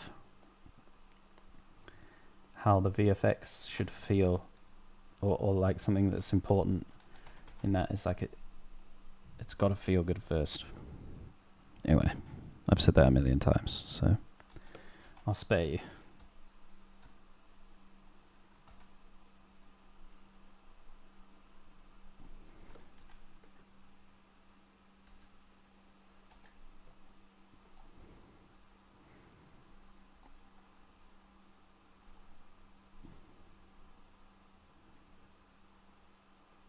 Yeah, and then maybe some of these bits can even go like...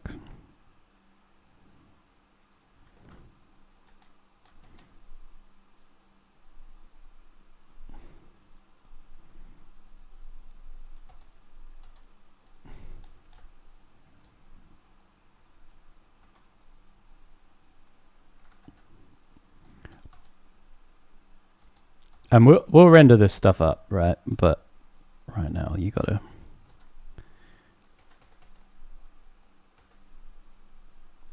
It's gotta...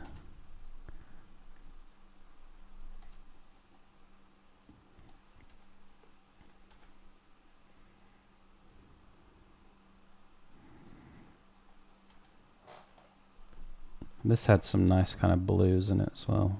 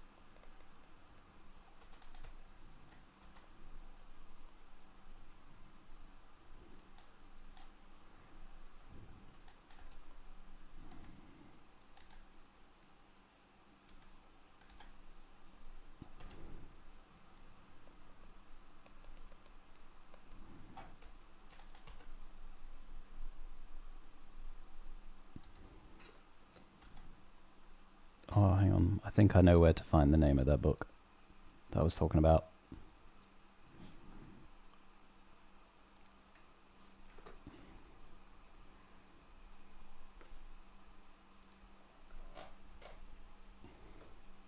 I think I've got it on my phone somewhere. Hang on.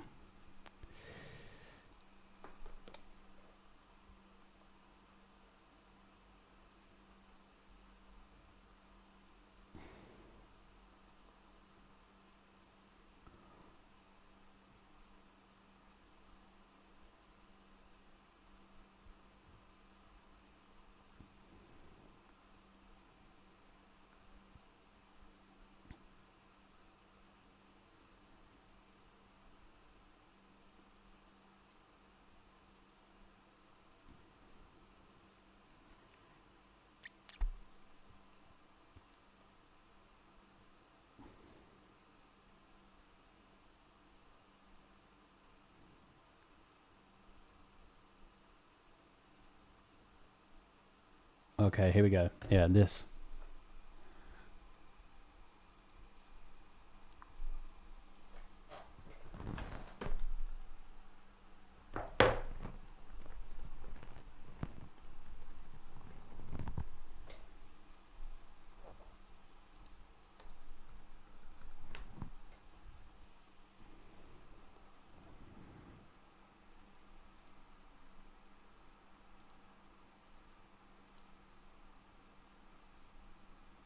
Yeah, this book. Elemental Magic, The Art of Special Effects Animation. Really, really good. I don't know if there's any... But it talks about the sort of shapes, how they should dissipate, where the energy should go, and basically how to design water, fire, wind, etc. Talks about the motions. Yeah, basically it's basically like a figure drawing book but for VFX, and it is amazing flip through. I can put the link here, but it's called Elemental Magic: The Art of Special Effects Animation by Joseph Gilland.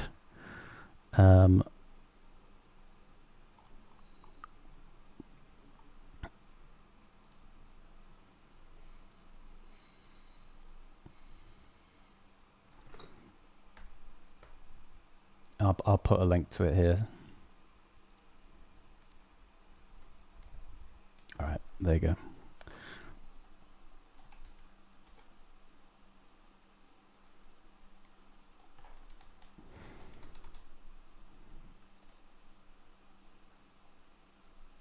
But this could be quite nice, right?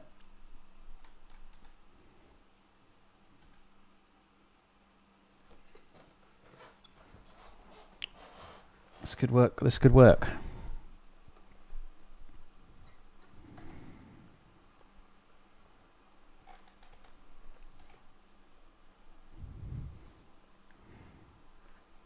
And then if we have like a real hot spot.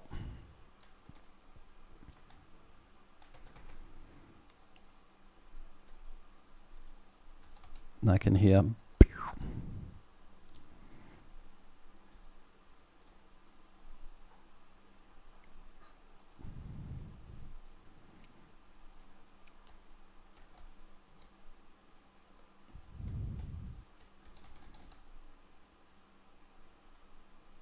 And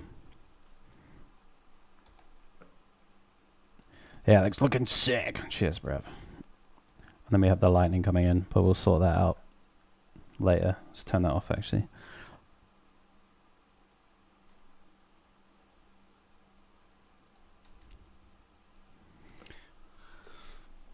So yeah, this.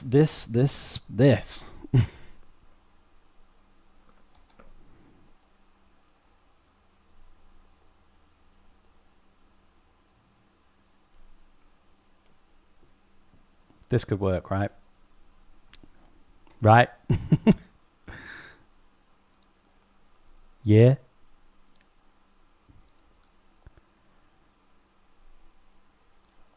It's got to.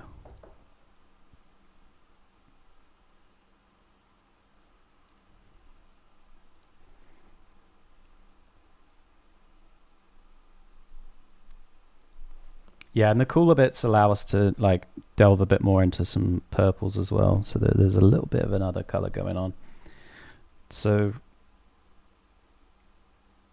yeah, okay. I also wanted that sort of like ring, like afterburn kind of like ring.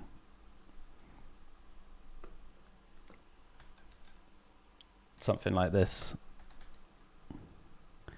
going around the arm. Like you get out the back of a jet engine.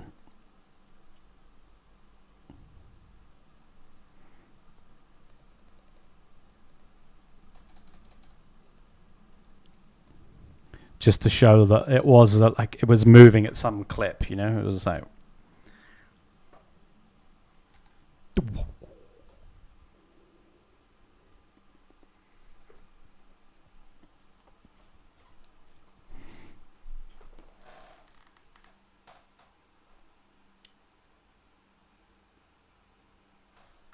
Yeah. And then we can have some of these like purples and blues in the rock a little bit down here as well.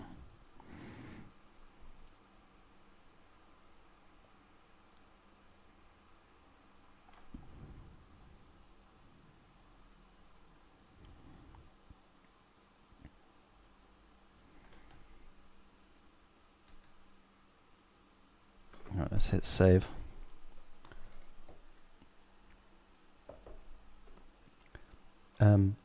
Okay, I need to use the bathroom really quick. I'll put this upside down so we can see any problems when we come back to it. I'll be right back. I'm just going to make another cup of tea. I'm just going to use the bathroom, and then we're going to get in and sort this effect out, because I'm pretty jazzed about how this one looks. I think we've hit on something that answers the questions I wanted answered in this. So yeah, excited to go forward with this one in this current state. So then we'll neaten it up, render it, then we'll get into the character, and I don't know, maybe we might be able to finish this one today. So we'll see. BRB.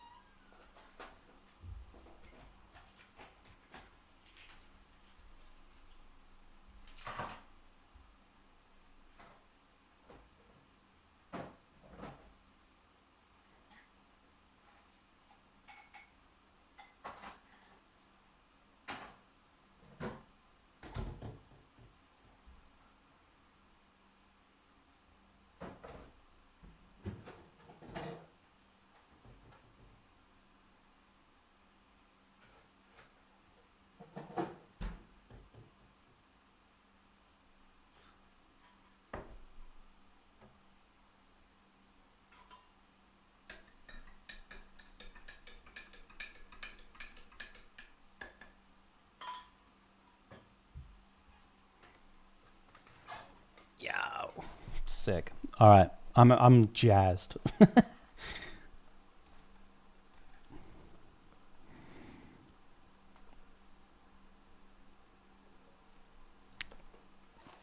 I knew with some experimentation we would find something. You know, it just has to.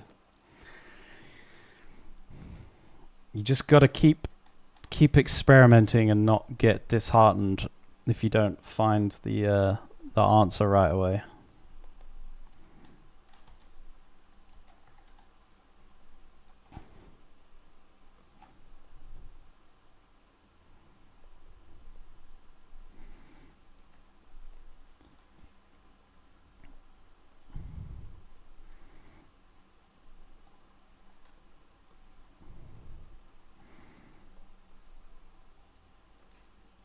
It's interesting because you never know where the answer comes from. You know, how many times I've watched something that's got lava flowing around, or like I was saying, like a guy making a sword or something, and you're like, oh, that's interesting. But something about it sticks in your mind. In this case, this kind of cooling down, hot lava kind of thing, and it just sits in there, and maybe at some point you're gonna need to recall it, and it becomes useful, not just like something cool that you looked at. It's what they say, isn't it? You stay curious.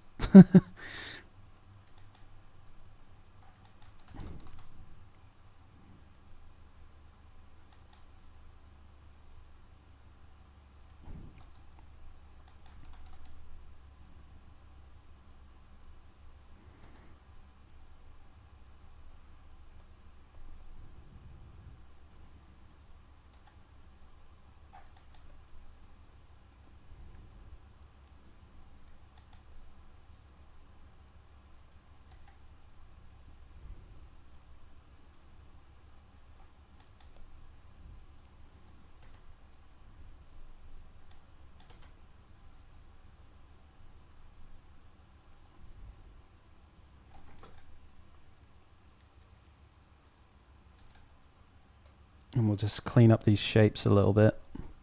There is nice, like, to have kind of a bit of randomness in some of these, obviously. I don't mind them being like a little bit messy, because it kind of is. But things like this where you have like a line going straight through it, or just like, there's stuff that we can clean up.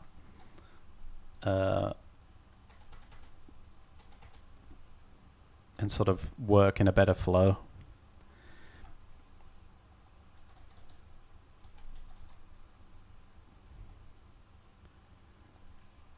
I should just duplicate all these first, though.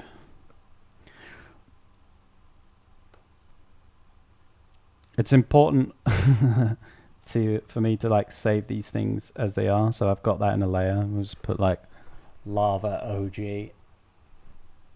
Put that there as a layer. So I've got all of this saved as it currently is in that folder, in case I work in these, I overwork them too much, or I kind of ruin the flow. I can go back to a state where it did work and like start again. I haven't lost anything. Like having save states. Yeah, I do it a lot. Like you'll see throughout this folder, there's like the original pose is still back here with its layers as a backup, and so on. There's a copy of this as well. There's all sorts of shit going on in here, but you just never know. And the way that I work when I do personal work is a little bit more chaotic than my like client process, let's say. So having save states is definitely a good thing. Yeah, exactly, Metal Cat. It is free.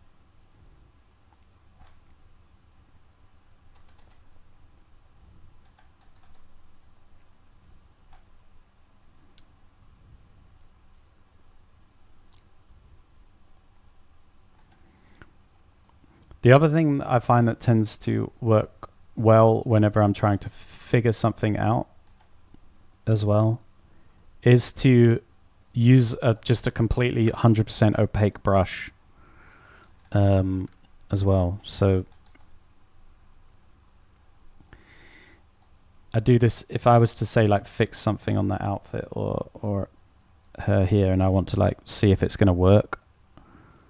It's better for me to just go in with like a solid brush and just be like, okay, I'm going to do this, you know, and work it in this way, because you can't hide in the vagueness of something when you use a solid brush. You have to be very clear about that's a shape, that's a shape, that's a shape. Do you know what I mean? And it really sort of forces you to make decisions, because you can go in with a soft brush and like mess around with things, but there is a vagueness that you can hide your lack of decision making in the softness of a brush. And you know, you see this a lot in sort of beginners work, is that they'll gravitate towards like a really soft brush, like an airbrush,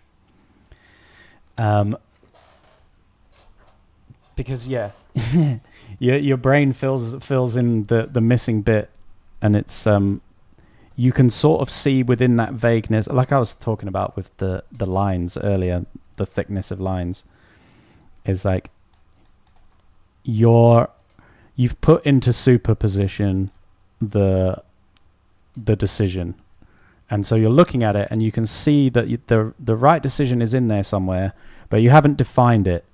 So you're just looking at like the vagueness and being like, yes, that is the answer, that satisfies what it needs to be.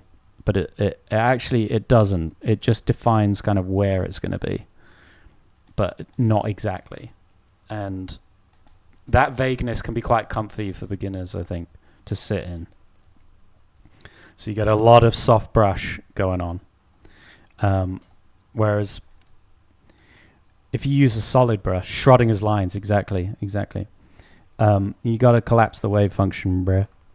But yeah, if you use a hard brush, you are defining everything. It doesn't matter if it's wrong. The point is that you are making clear decisions about where and what and how. And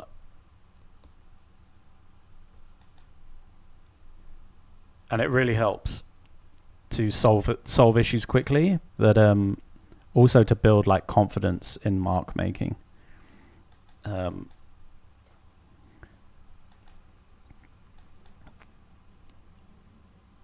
You shouldn't be scared of making something wrong, okay?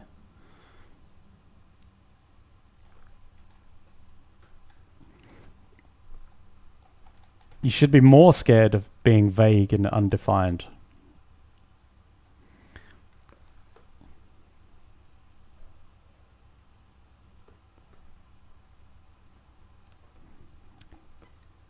Yeah, like it during the sketching phase. It gives you a lot of ideas. Exactly. It's perfect. Like being vague in a sort of a sketching phase is great. You can see, it's like looking at shapes in clouds. You can see a lot of potential in there. But when it's time to start, defining, you gotta switch up. You gotta go into solid mode. And start defining things.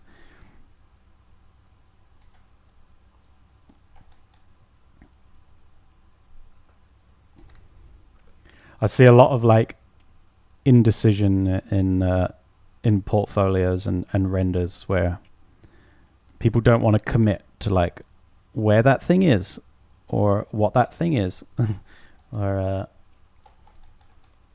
what the light shape is,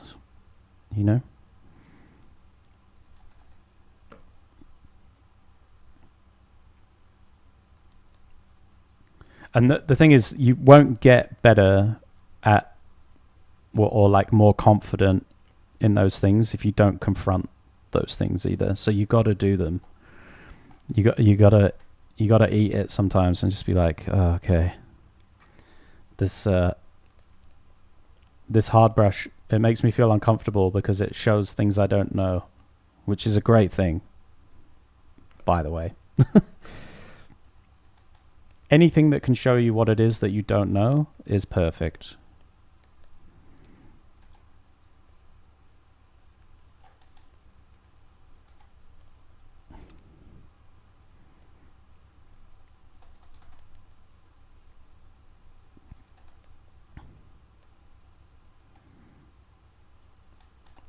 Exactly. Yeah, that's a great way of putting it, Jewel.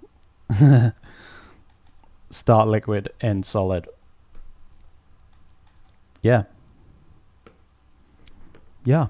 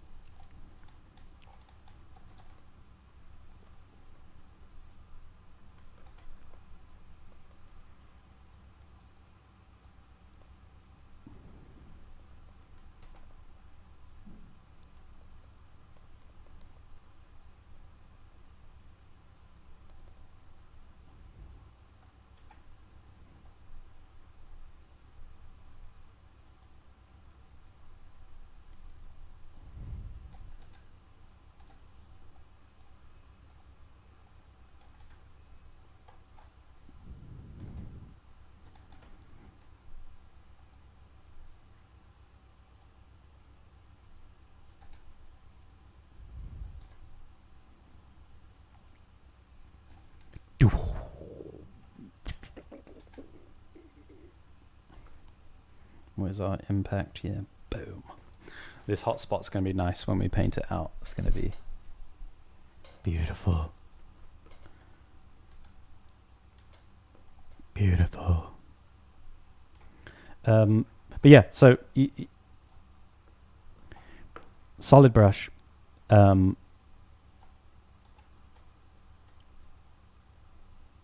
A good while back would paint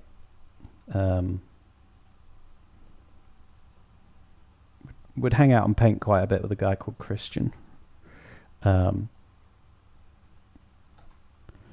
Amazing painter. And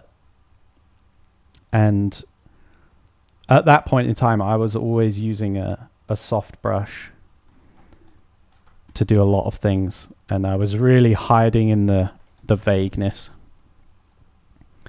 of stuff, and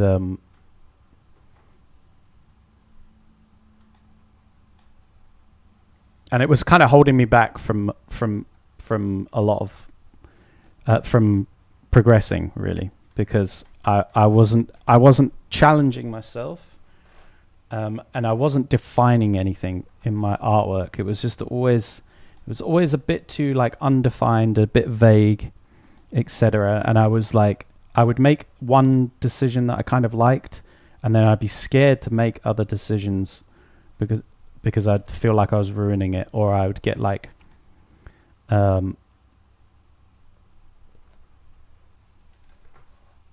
I'd get scared I was going to lose the thing, right? And I would have, like I said, I would get like kind of lucky sometimes in the illustration where maybe I'd do the pose kind of good,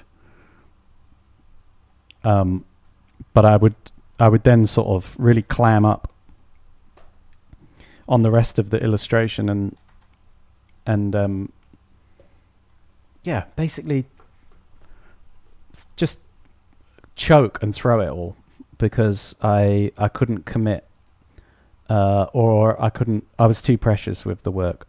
And something that Christian really helped me with was whenever he would like paint over my work, he would use a solid brush, and he would just use a JPEG of the work, and he would just paint over it, like really, really kind of brutally, and like quite, you know, just very determined with the strokes. And it really helped me to be not precious with the work, but also to really push the flow and gesture of what I was working on. It really helped me to sort of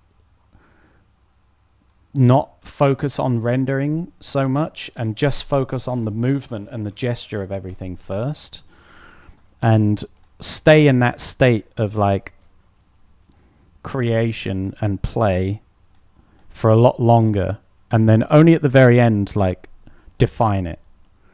And then what was quite nice about that as well is that the end then never became like a really arduous long process, because you'd kind of arrived at what it was going to look like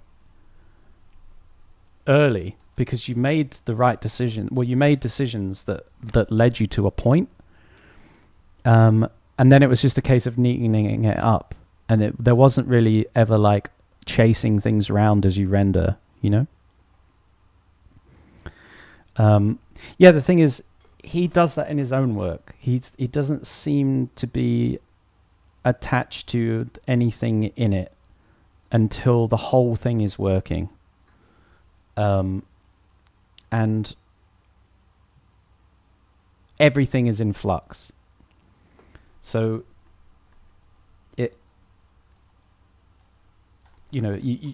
I'd watch him paint, and it's just like solid brush for forever, you know. And then suddenly you're like, oh, it's done, because he's made all the decisions. And to clean up like solid brush is very easy. Like for example,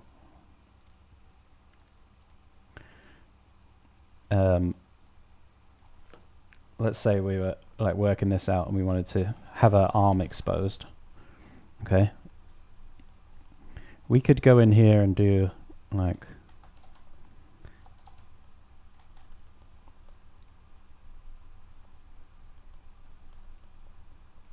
soft brush.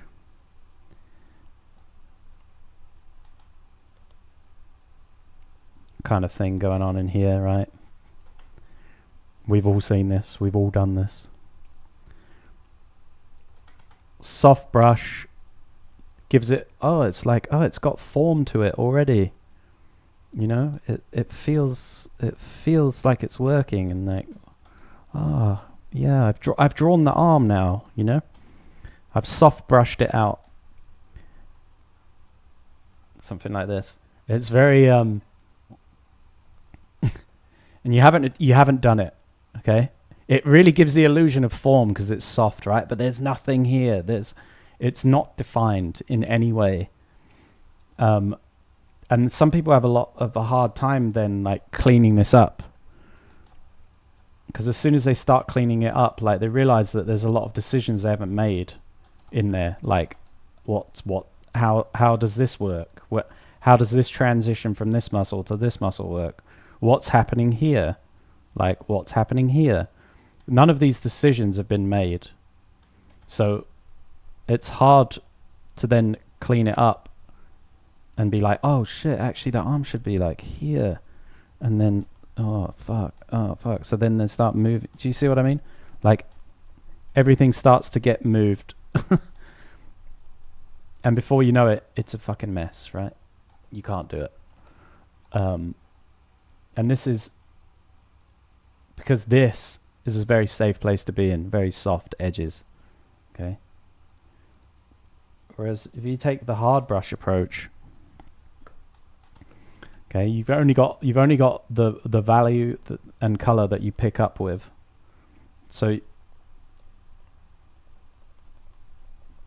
you know, you can put a shape down, let's say, for the overall arm. Like this. And you're making decisions about like the contour, the gesture of it, you know. all this stuff, and you pick up another value and you sort of like can define these other things. You know, this transition, this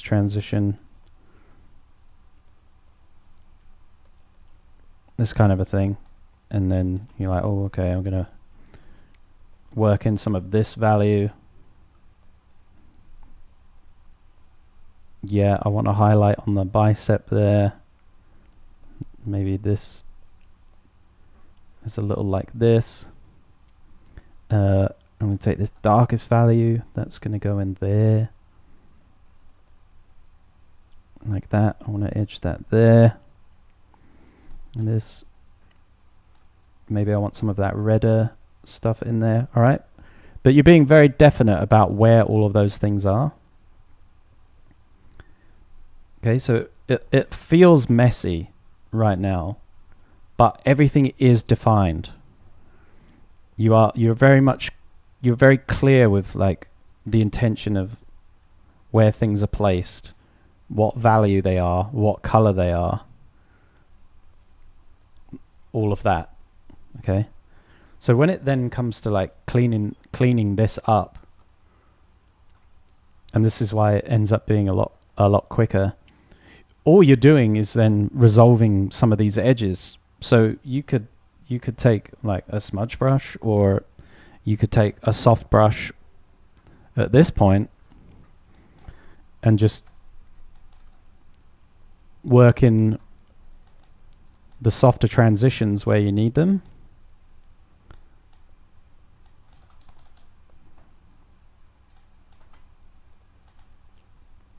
And so on, but you've defined everything else. So you're not rendering really. You're just defining edges. You've made all the hard decisions and the definite decisions about color, value, placement, you know, size, direction, all of that. You don't have to move anything. You did all of that in the solid phase. You know, and it becomes a much more pleasant painting experience. And the solid stage is so quick to put stuff down. You can experiment like that for ages. You could do 4 or 5 different arms. You know.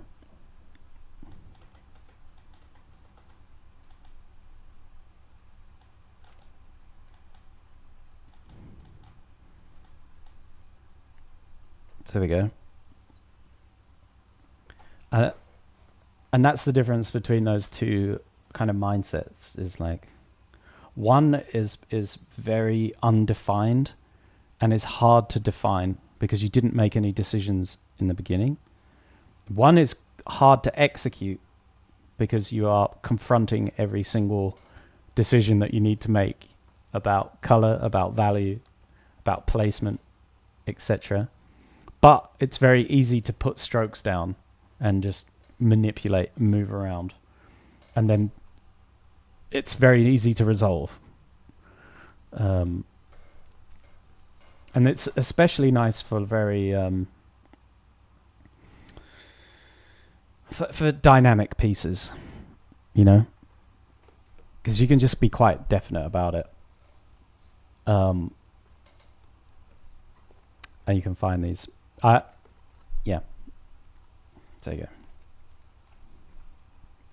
So with something like this, you know, I'm just going to stay on the solid brush for ages. You know, a lot of this messy stuff going on, right?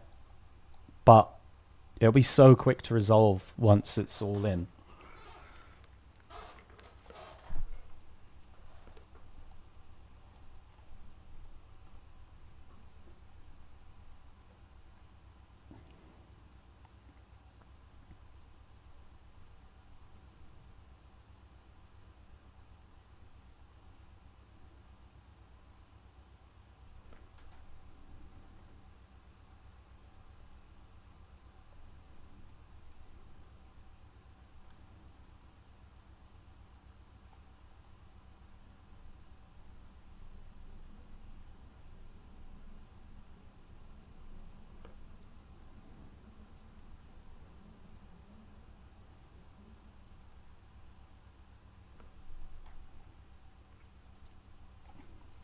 Yeah, this way you don't go into work debt kind of vagueness procrastination. Yeah, vagueness procrastinates. Yeah, exactly. It's a waste of time.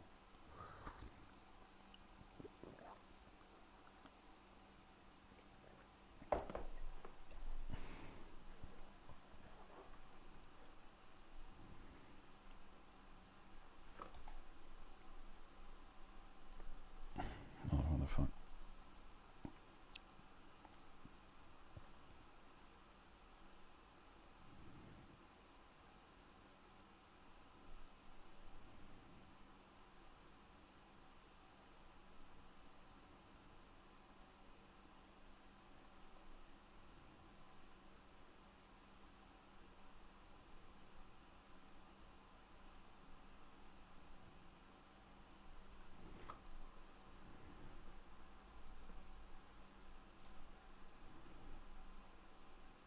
I've gooned up my layers a little bit here, so I'm just rectifying that. Silly boy.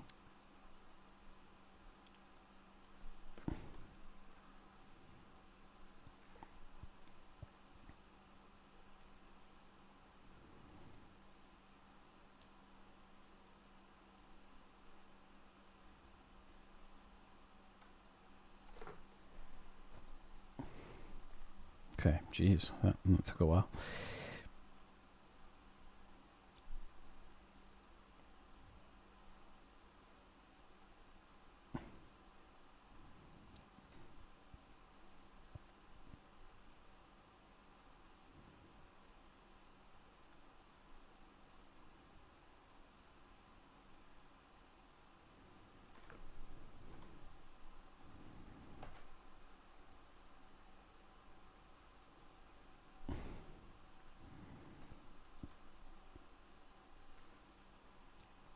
I'm just making sure that the layers make sense here, kind of.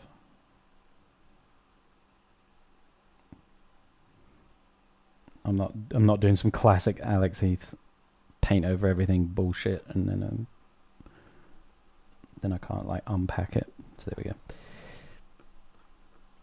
we go. Yeah. So don't be vague. Make yourself a solid brush, and enjoy getting uncomfy.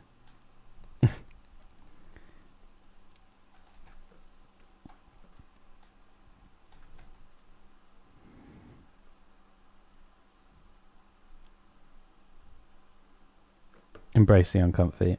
Yeah, exactly. But like I said, I would sit there. We'd both be on a call. We'd both be working, right, on paintings, and I would watch how he'd tackle a painting, and it would stay like I'm doing now.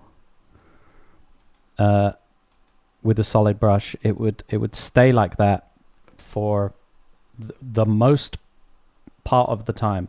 You know, like 80% of the time that the painting was being worked on, it was being worked on like that. And, you know, it would always be sort of like taking those strokes, moving them around, warping them, trying something else, you know, painting over it solidly, and never really resolving the thing. But you would just see like the gesture and the pose and everything like growing on the piece, and it would just get more and more like exciting to look at, like more and more dynamic as time went on. And then the very end, the last like 20% would be just going in and like I was doing on this, like painting over with a softer brush or a smudge brush and just like smudging those strokes, you know, bit of tidy up, but everything was in place, and it just needed resolving, and it was amazing. There's like not many layers to it either. Yeah, just really like freeing and like dynamic way of working, which, you know, always yielded very very good results. You know, just again, just very dynamic.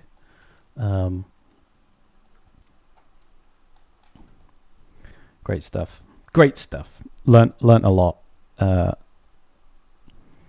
from that.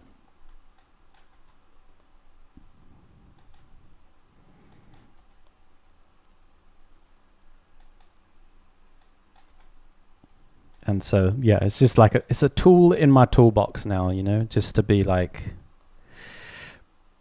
if I can't work something out, or, you know, I'm noodling around too much, I'm like, actually, do you know what I need to do? I just need to get a solid brush out, do some hard shapes.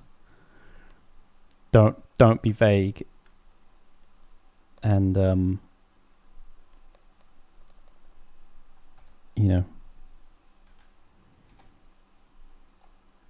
hit on the solution that way.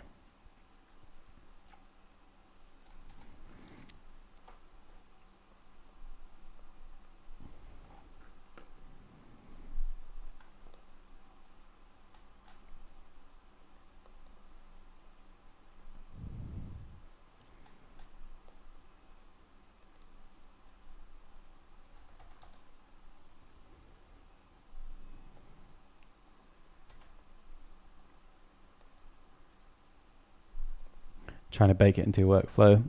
Yeah, nice. Yeah, it is uncomfortable for sure. Like I when I was started doing it, I was like, man, I'm making a massive mess all the time. But it just highlighted to me things as well that I was skirting around, because it was like, it would show me like, you don't know how this looks in perspective. Like, you can fudge it with a soft brush, but actually, when you're forced to use a harder brush, it shows that you don't understand like what this orientation is in space, and so on, or you don't know which value should be here, or which color temperature, like why this color temperature is off, and that kind of stuff. So it's quite confronting, but there's nothing better than to figure out like what it is that is wrong. Yeah, because then you can fix it, you know, or go make steps to fixing it. But you can't do that if you're being vague all the time. You can't. You're just hiding from a problem.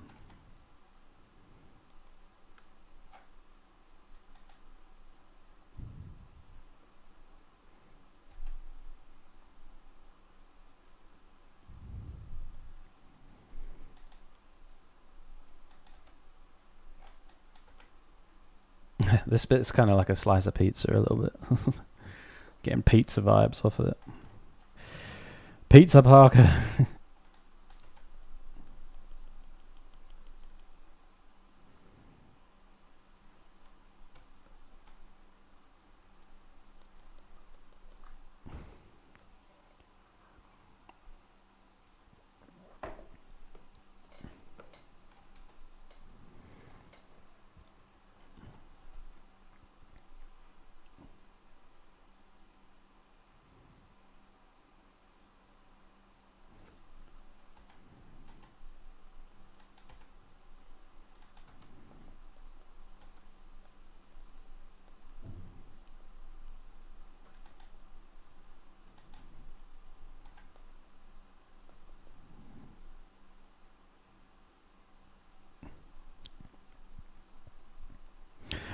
There's going to be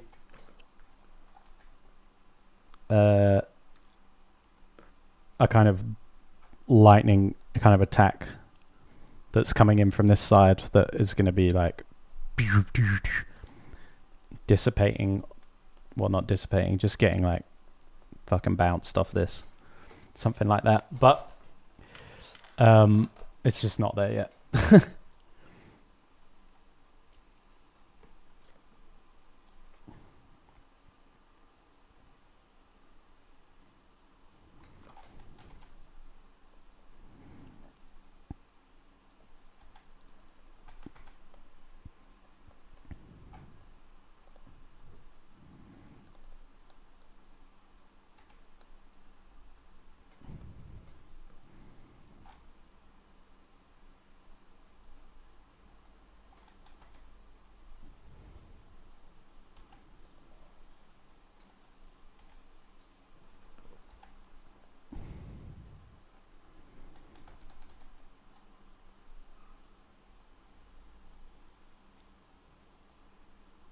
Yeah.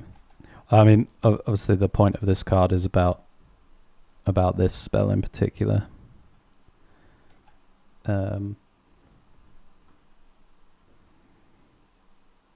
Hence why it takes up the entire illustration. But yeah, it is kind of being used to defend against an incoming spell.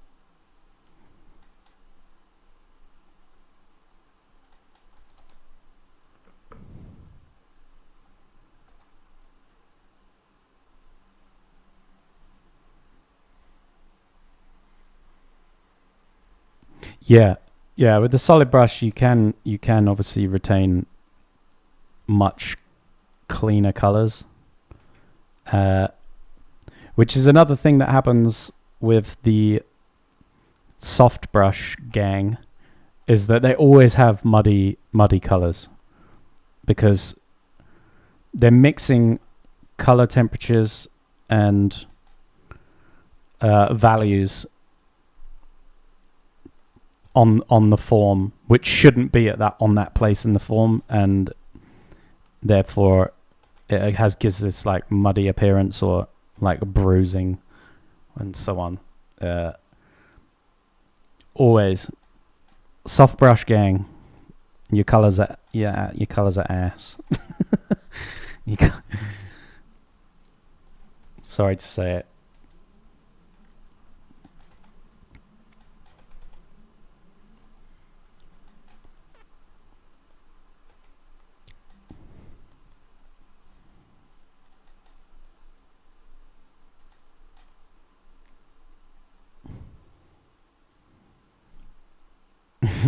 Hashtag your colors are ass.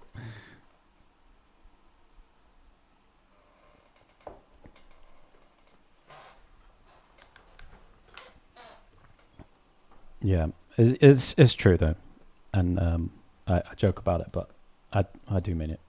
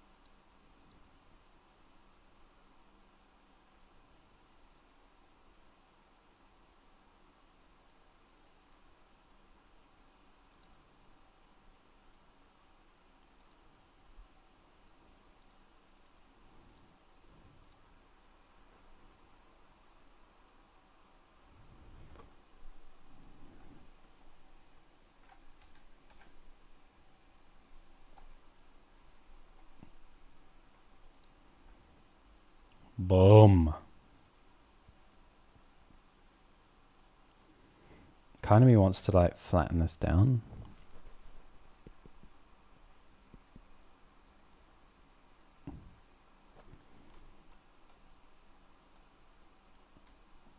Right, we're doing another save state.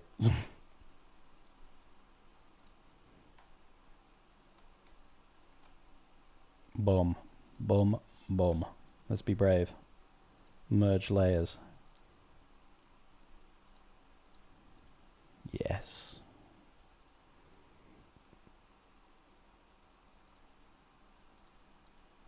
Yes.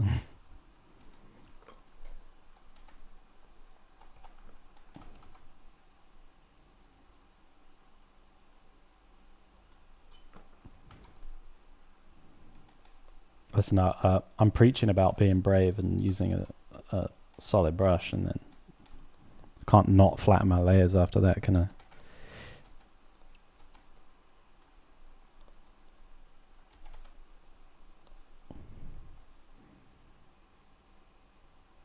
Save state maxing. Yeah, exactly. I'm going to end up with like a 5 gigabyte file where only like 10 layers are actually turned on.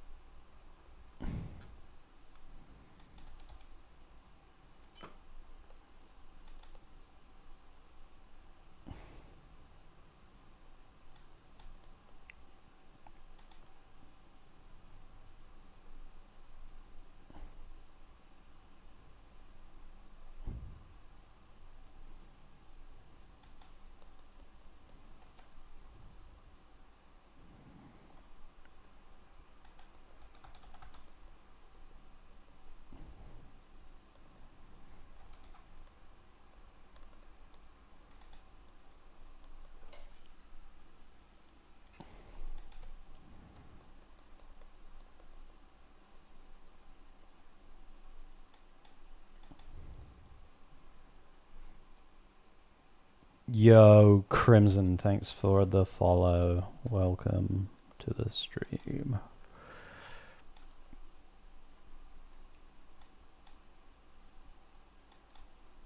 We only paint lava here.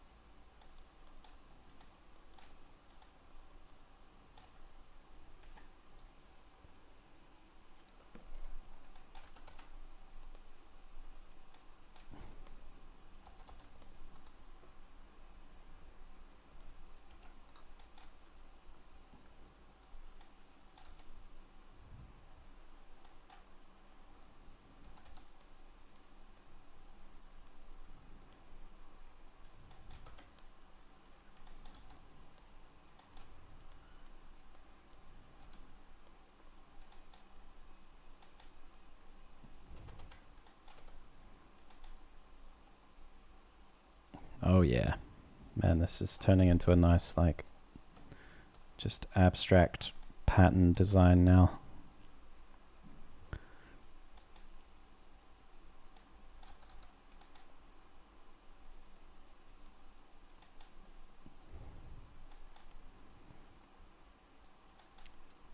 This is what we want.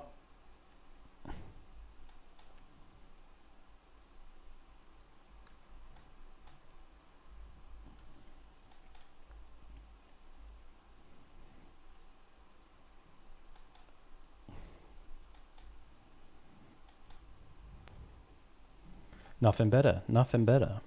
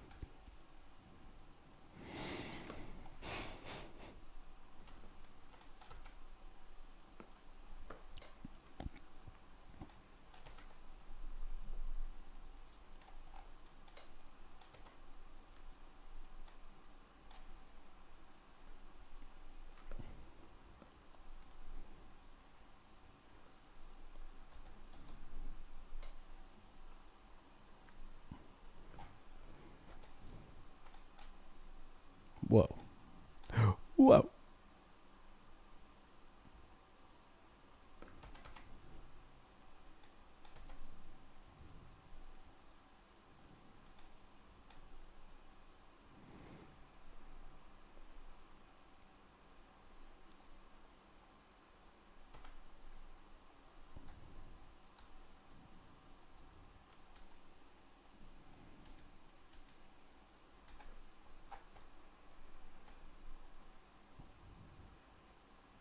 No, no, no, no.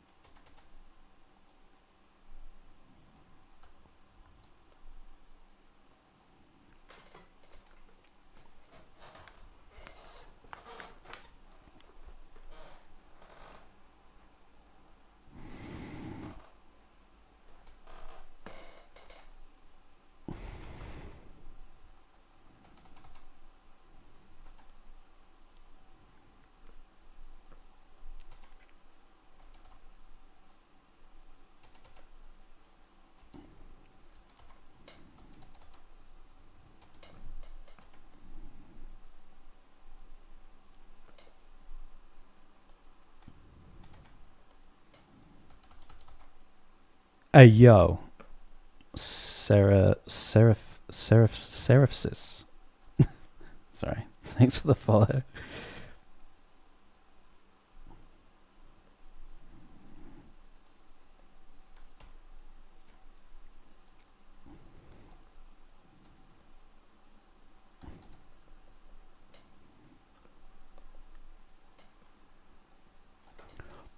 Boom.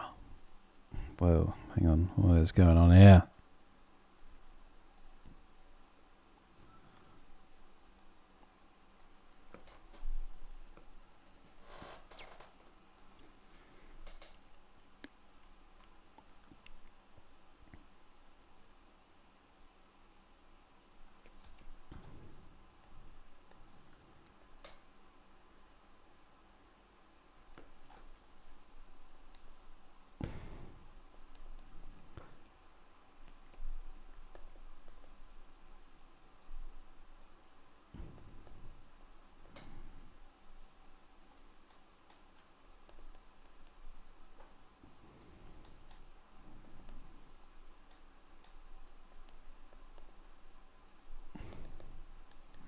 I was just deciding if I want it to sort of come around like here a little bit.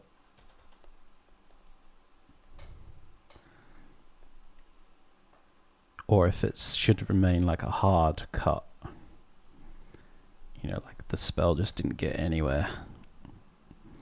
Biashin, thank you for the follow. Thanks.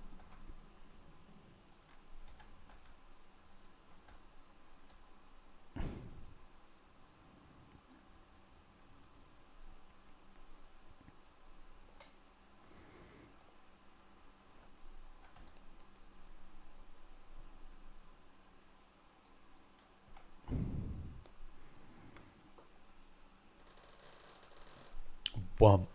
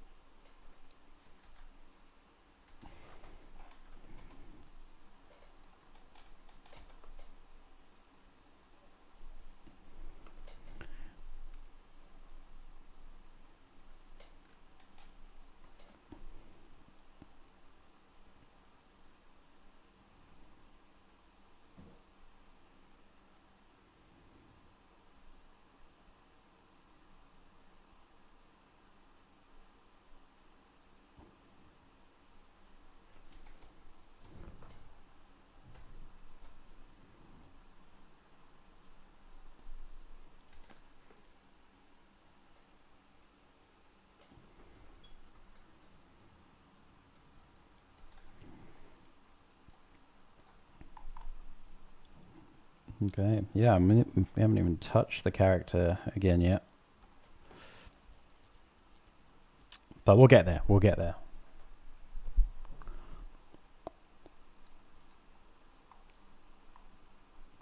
We had some important spell stuff to attend to.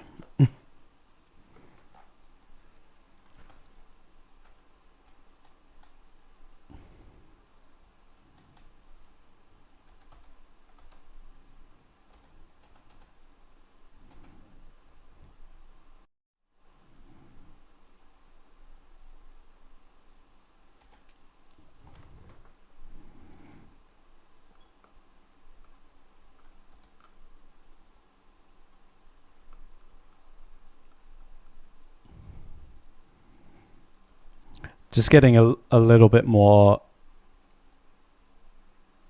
specificity going on in this kind of motion behind her, because I really want it to feel like she's sort of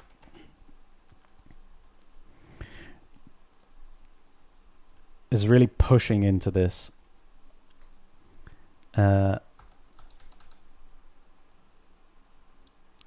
there's almost just like a little bit of a sort of a comic booky feel to about the sort of lines behind that are just, yeah, just trying to sell that impact a little bit.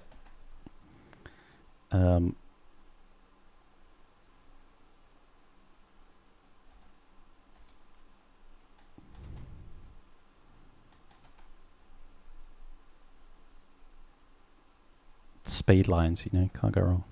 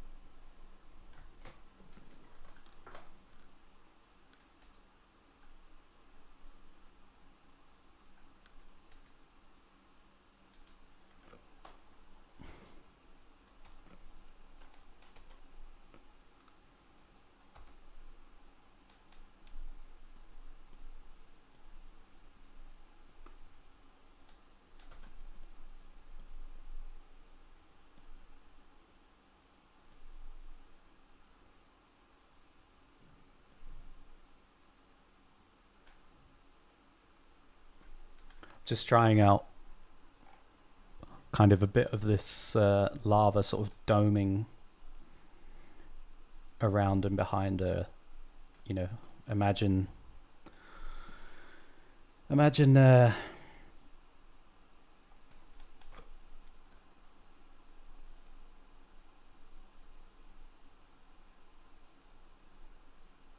she stood there, right, and we're seeing her from above, arm out like this, and that stuff is happening back and behind her as well. So it's like the whole thing is like a dome around her, or she's essentially standing like this,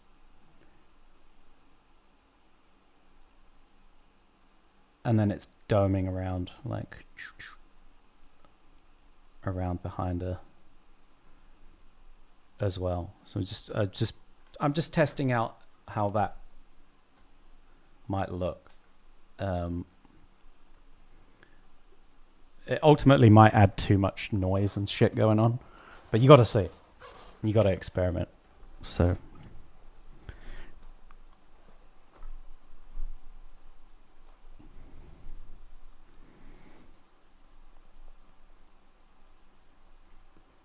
You know, it might overall, yeah, it is kind of noisy. I just like, even just having a bit of it going,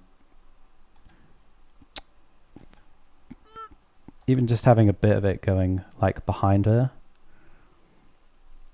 or like at least across her, kind of helps to sell the depth a bit. Because that's why a little bit of what I'm missing behind her is like the effect appears to be happening sort of in front, but there's not enough around.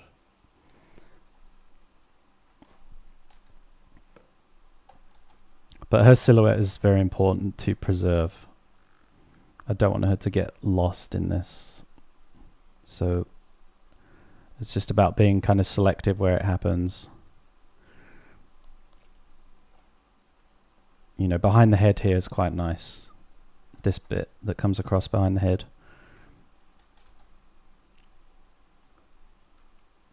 But I ultimately don't want something that kind of messes with her silhouette too much because, yeah, like I said, it's important to see her.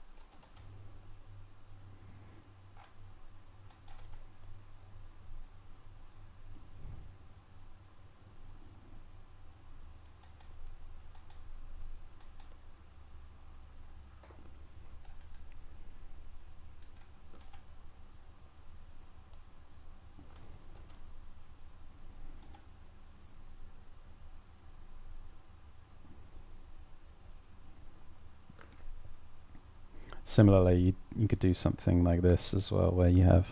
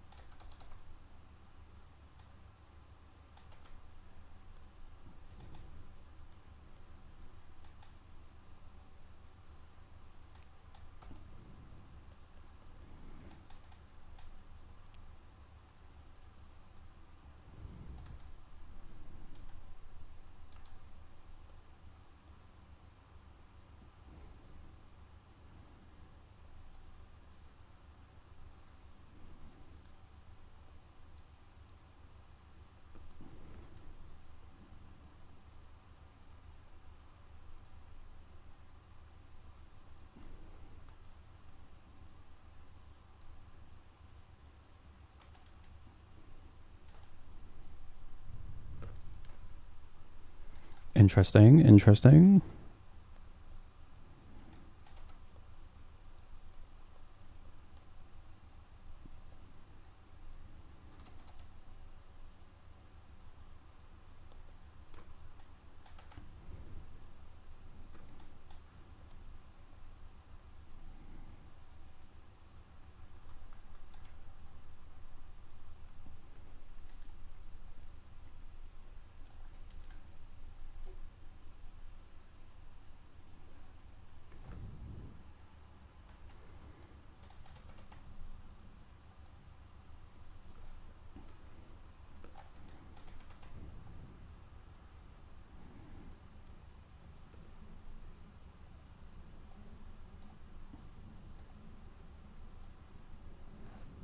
Yeah, no.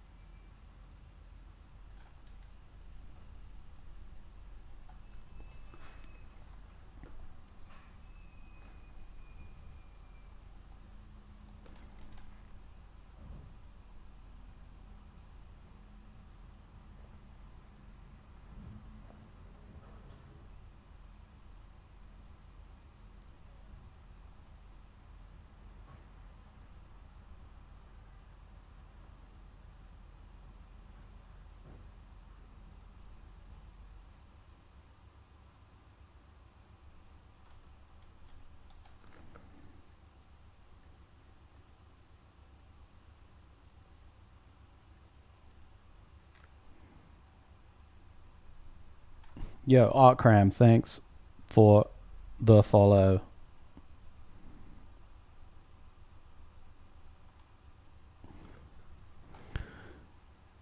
Oh, welcome to the stream.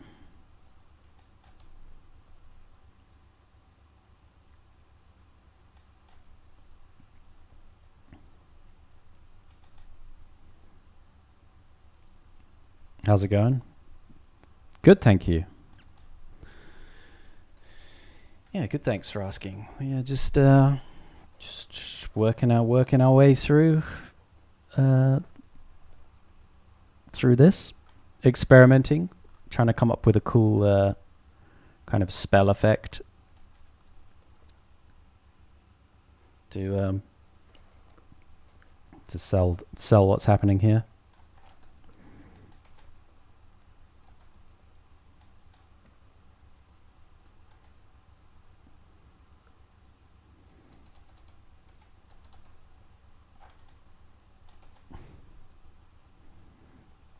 But yeah, it's going well. It's going well. How's it going with you?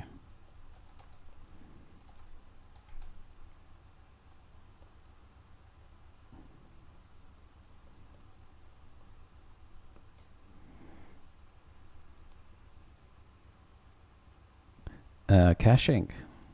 Thanks for the follow.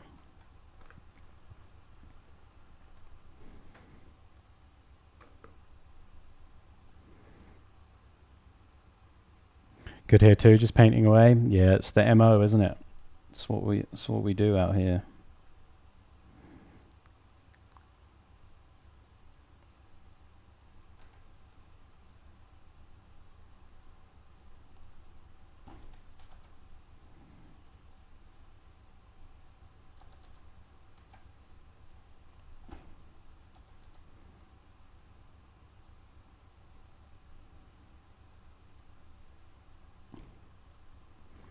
Painting's not going to paint themselves, are they?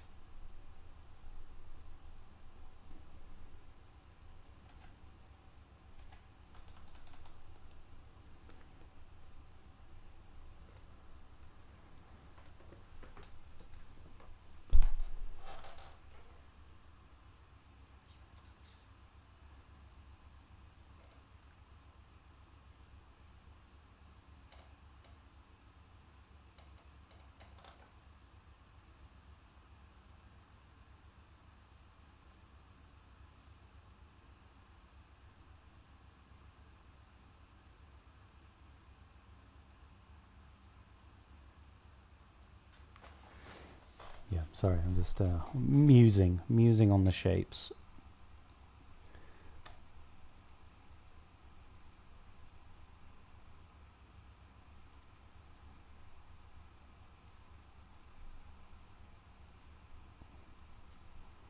Musing on the shapes.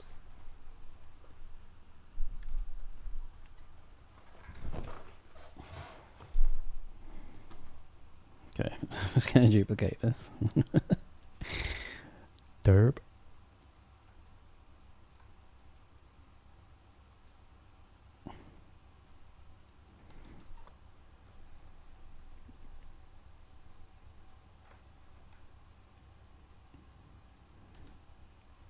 So hot, indeed. It's bloody boiling.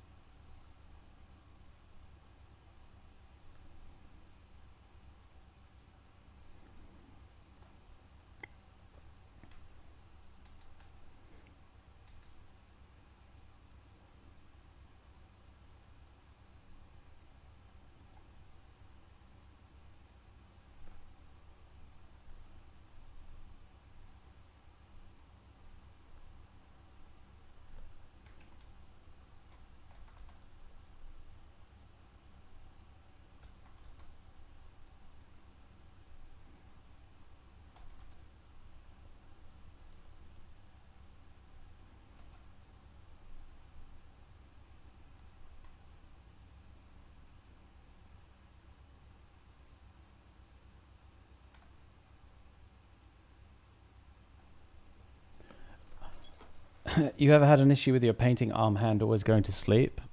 Mine won't stop. Oh, you need to sort that out. You can't be having that. That you gotta make your setup as like non-invasive as possible if you're gonna sit there and paint for hours, because honestly it will screw you up. No, something's wrong in your setup. Either like you're putting too much pressure on your elbow, or you're doing something weird with your wrist. But you got to sort that out. Trust me. If you don't sort that out now, you're going to be in a world of pain.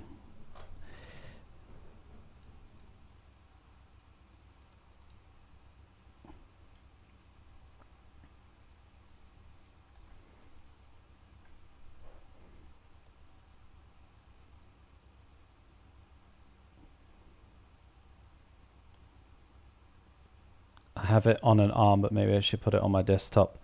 Yeah, mine is on the desk in front of me, but pitched upwards, and the arm of my chair and the table are kind of in line, so my arm just rests like nicely on that line, and there's no like pressure or weight or anything on it. But yeah, 100% sort that out, because you will do yourself irreparable damage. You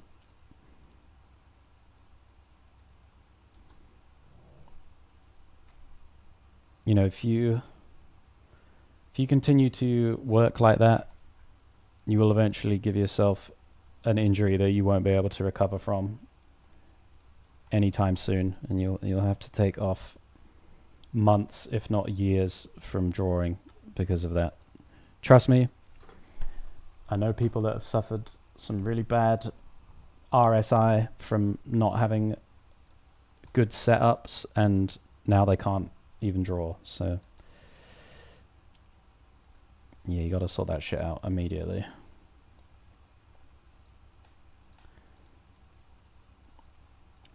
Leaving it for months is crazy.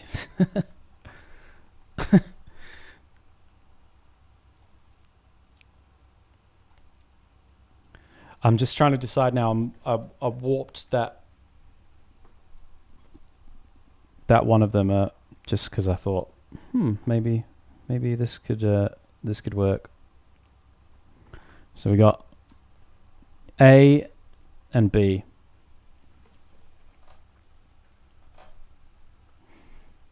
What do we reckon, peeps?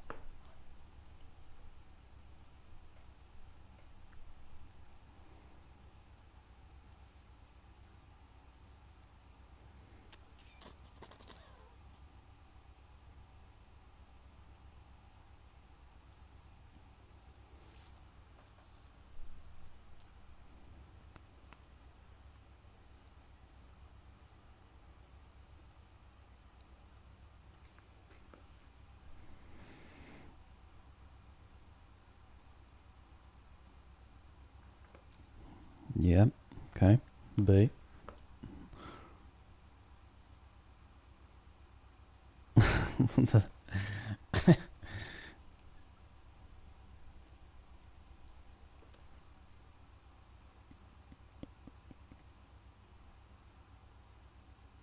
B feels more dynamic.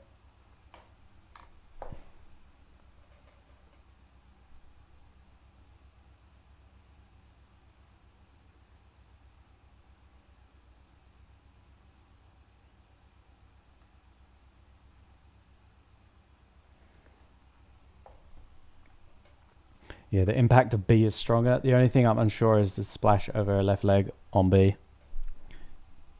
Yeah, I would move that splash a little bit, so that it sort of comes in a bit lower, something like that. But yeah, I agree.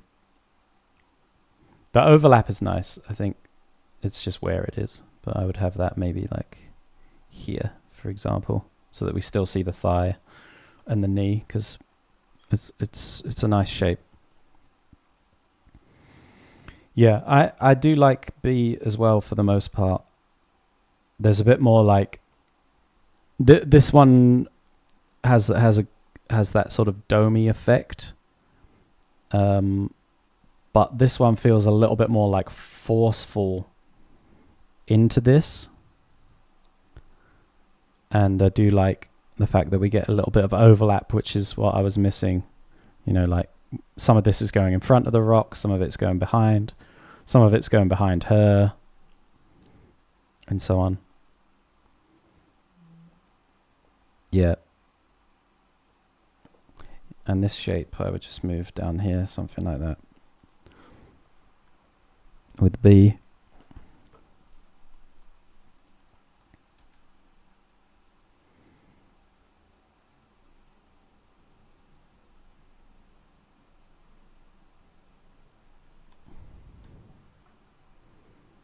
Yeah, okay.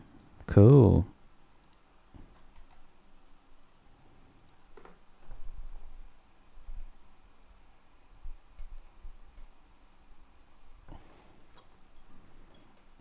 Yeah, exactly. It's like the the narrative is a bit more aggressive in this one. The shape is more forceful.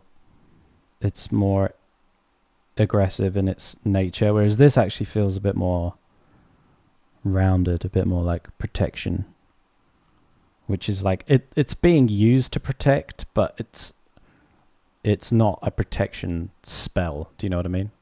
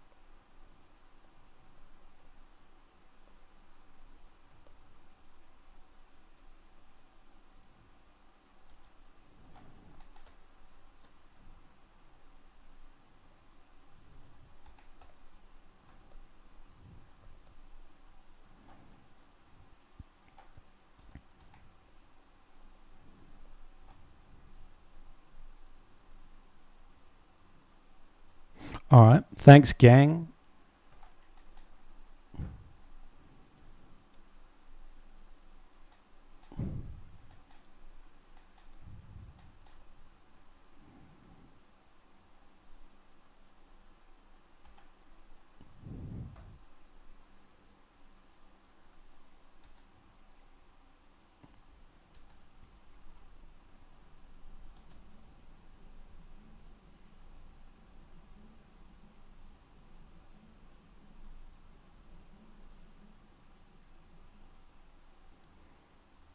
Boom.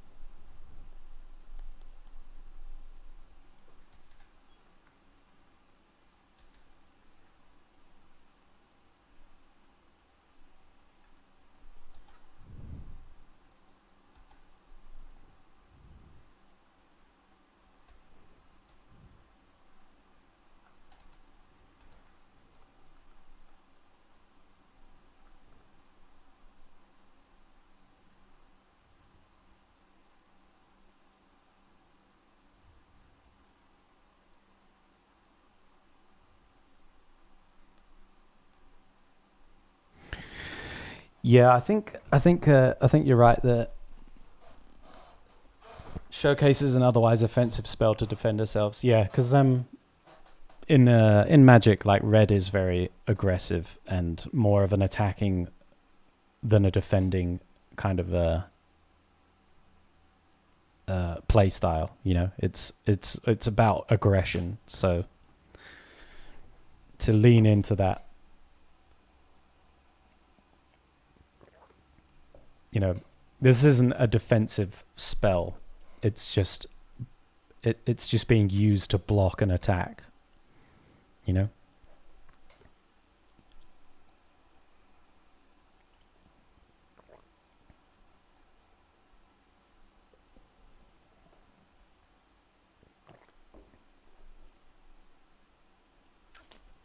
Like I could imagine this being an instant spell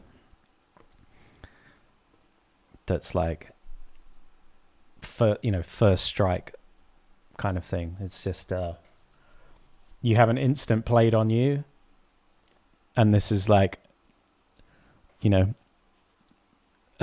offense is the best defense kind of thing.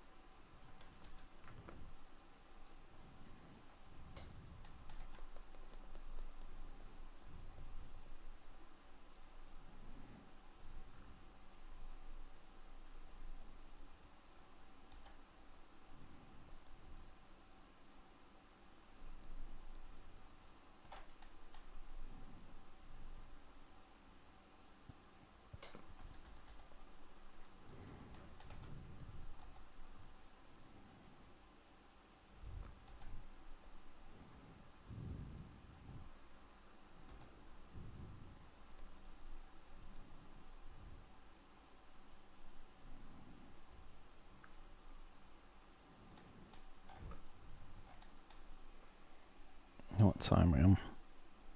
Man, where does the time go, huh?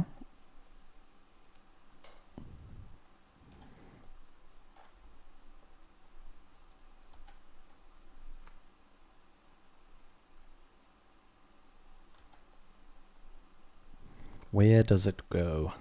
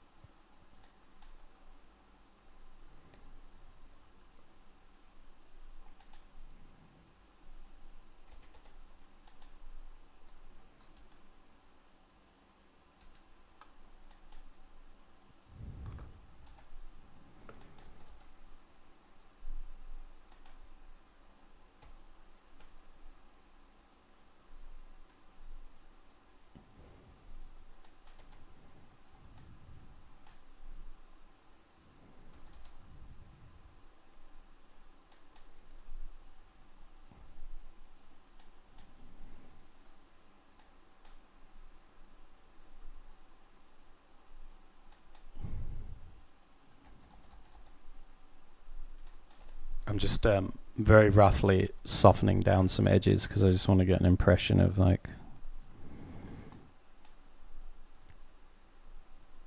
how this might look.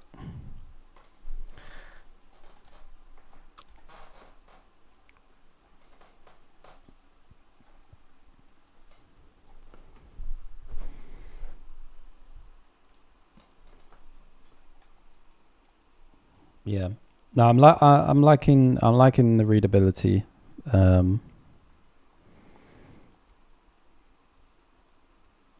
Overall, once we get back to the character as well, we can put a little bit more detail into her. Just like resolve the edge of the silhouette a little clearer on the light side. And yeah, just like we'll tune her up. The spell made great progress on today. I think it ended up in a really cool place.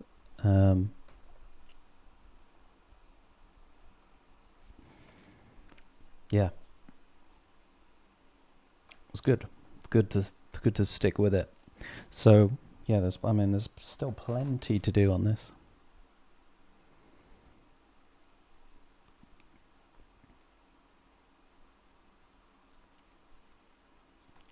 Like the color contrast. Yeah, it's a bit on the nose, but it works.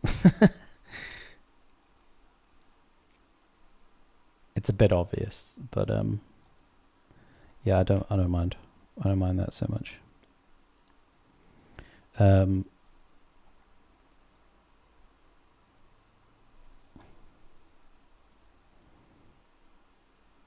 yeah, it's retained the sort of boldness that I wanted in the style. Like I wanted it to be kind of quite clean, kind of crisp, very bold, and I think it's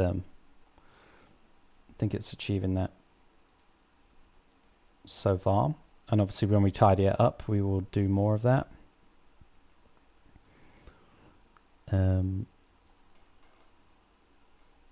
Crisp and bold for real.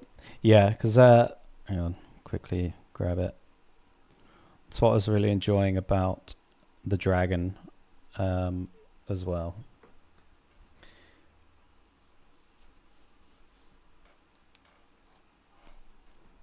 Just open this up. This also has a nice, like, thank you for the follow, Nix. This has a nice boldness about it. And like feels kind of crisp.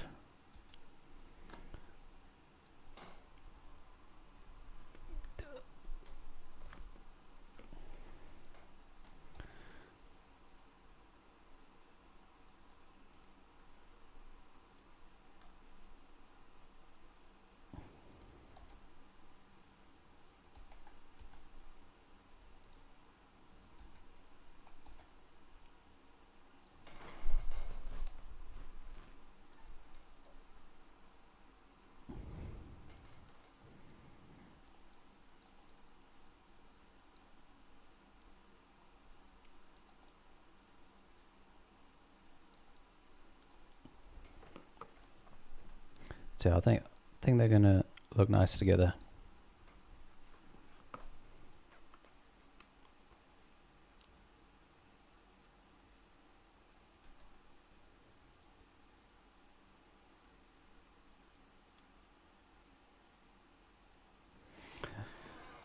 So yeah, I think I'm going to do like a land card next. I'm super tempted to do. Is the lightning going to shoot more tendrils and scatter? There's something I'll play around with for sure. Yeah, it's something I'll see if I'll try it. If it looks cool, it'll stay.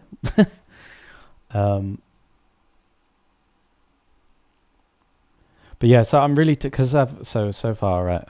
Oh, but there's 5 colors in Magic, isn't there? Damn. Okay. In which case, it doesn't matter. I was like, maybe I should do 4 images instead of 3, and like do one in each color of magic. But I'm not going to do 5, so we'll keep it to creature, spell, and land card, because yeah, I'd like to do land cards, honestly. I think that'd be fun. And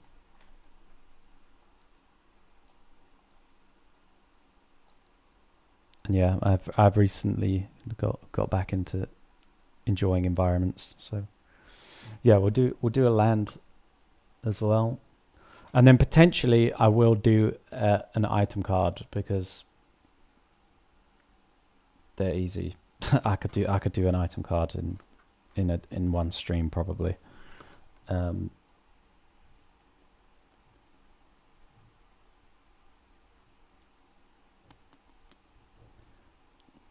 Hi, I'm very late, but I'm here. Danny, hello, welcome to the show.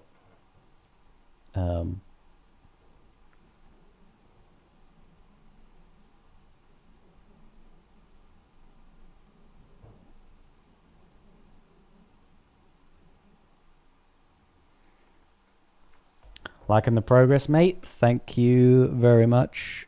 Yeah, we've done loads today. Let's turn this guy off.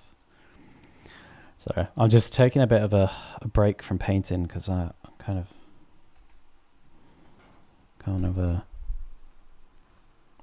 need to eat.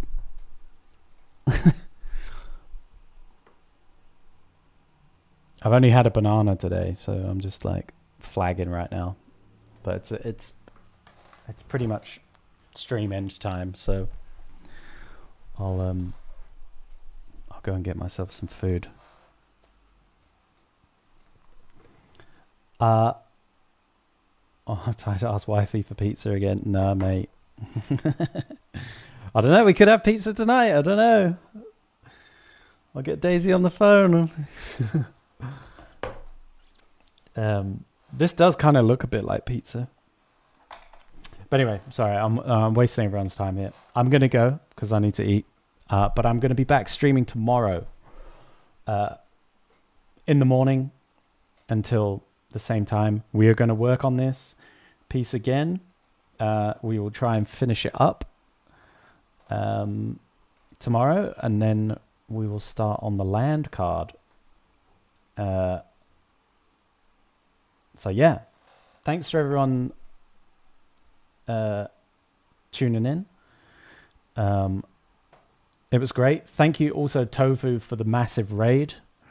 We had 110 people turn up, which was wild. So thank you for that, and thanks to everyone that stayed as well. I think about half of you stayed, by the looks of it at a glance. So yeah, thanks again. Thanks for all the new follows. Thanks to Sarah for all the gifted subs as well. That was crazy. And yeah, I will catch you all tomorrow for more. I hope you have a good rest of the day, everyone. And yeah, catch you around. All right. Thank you. Take care.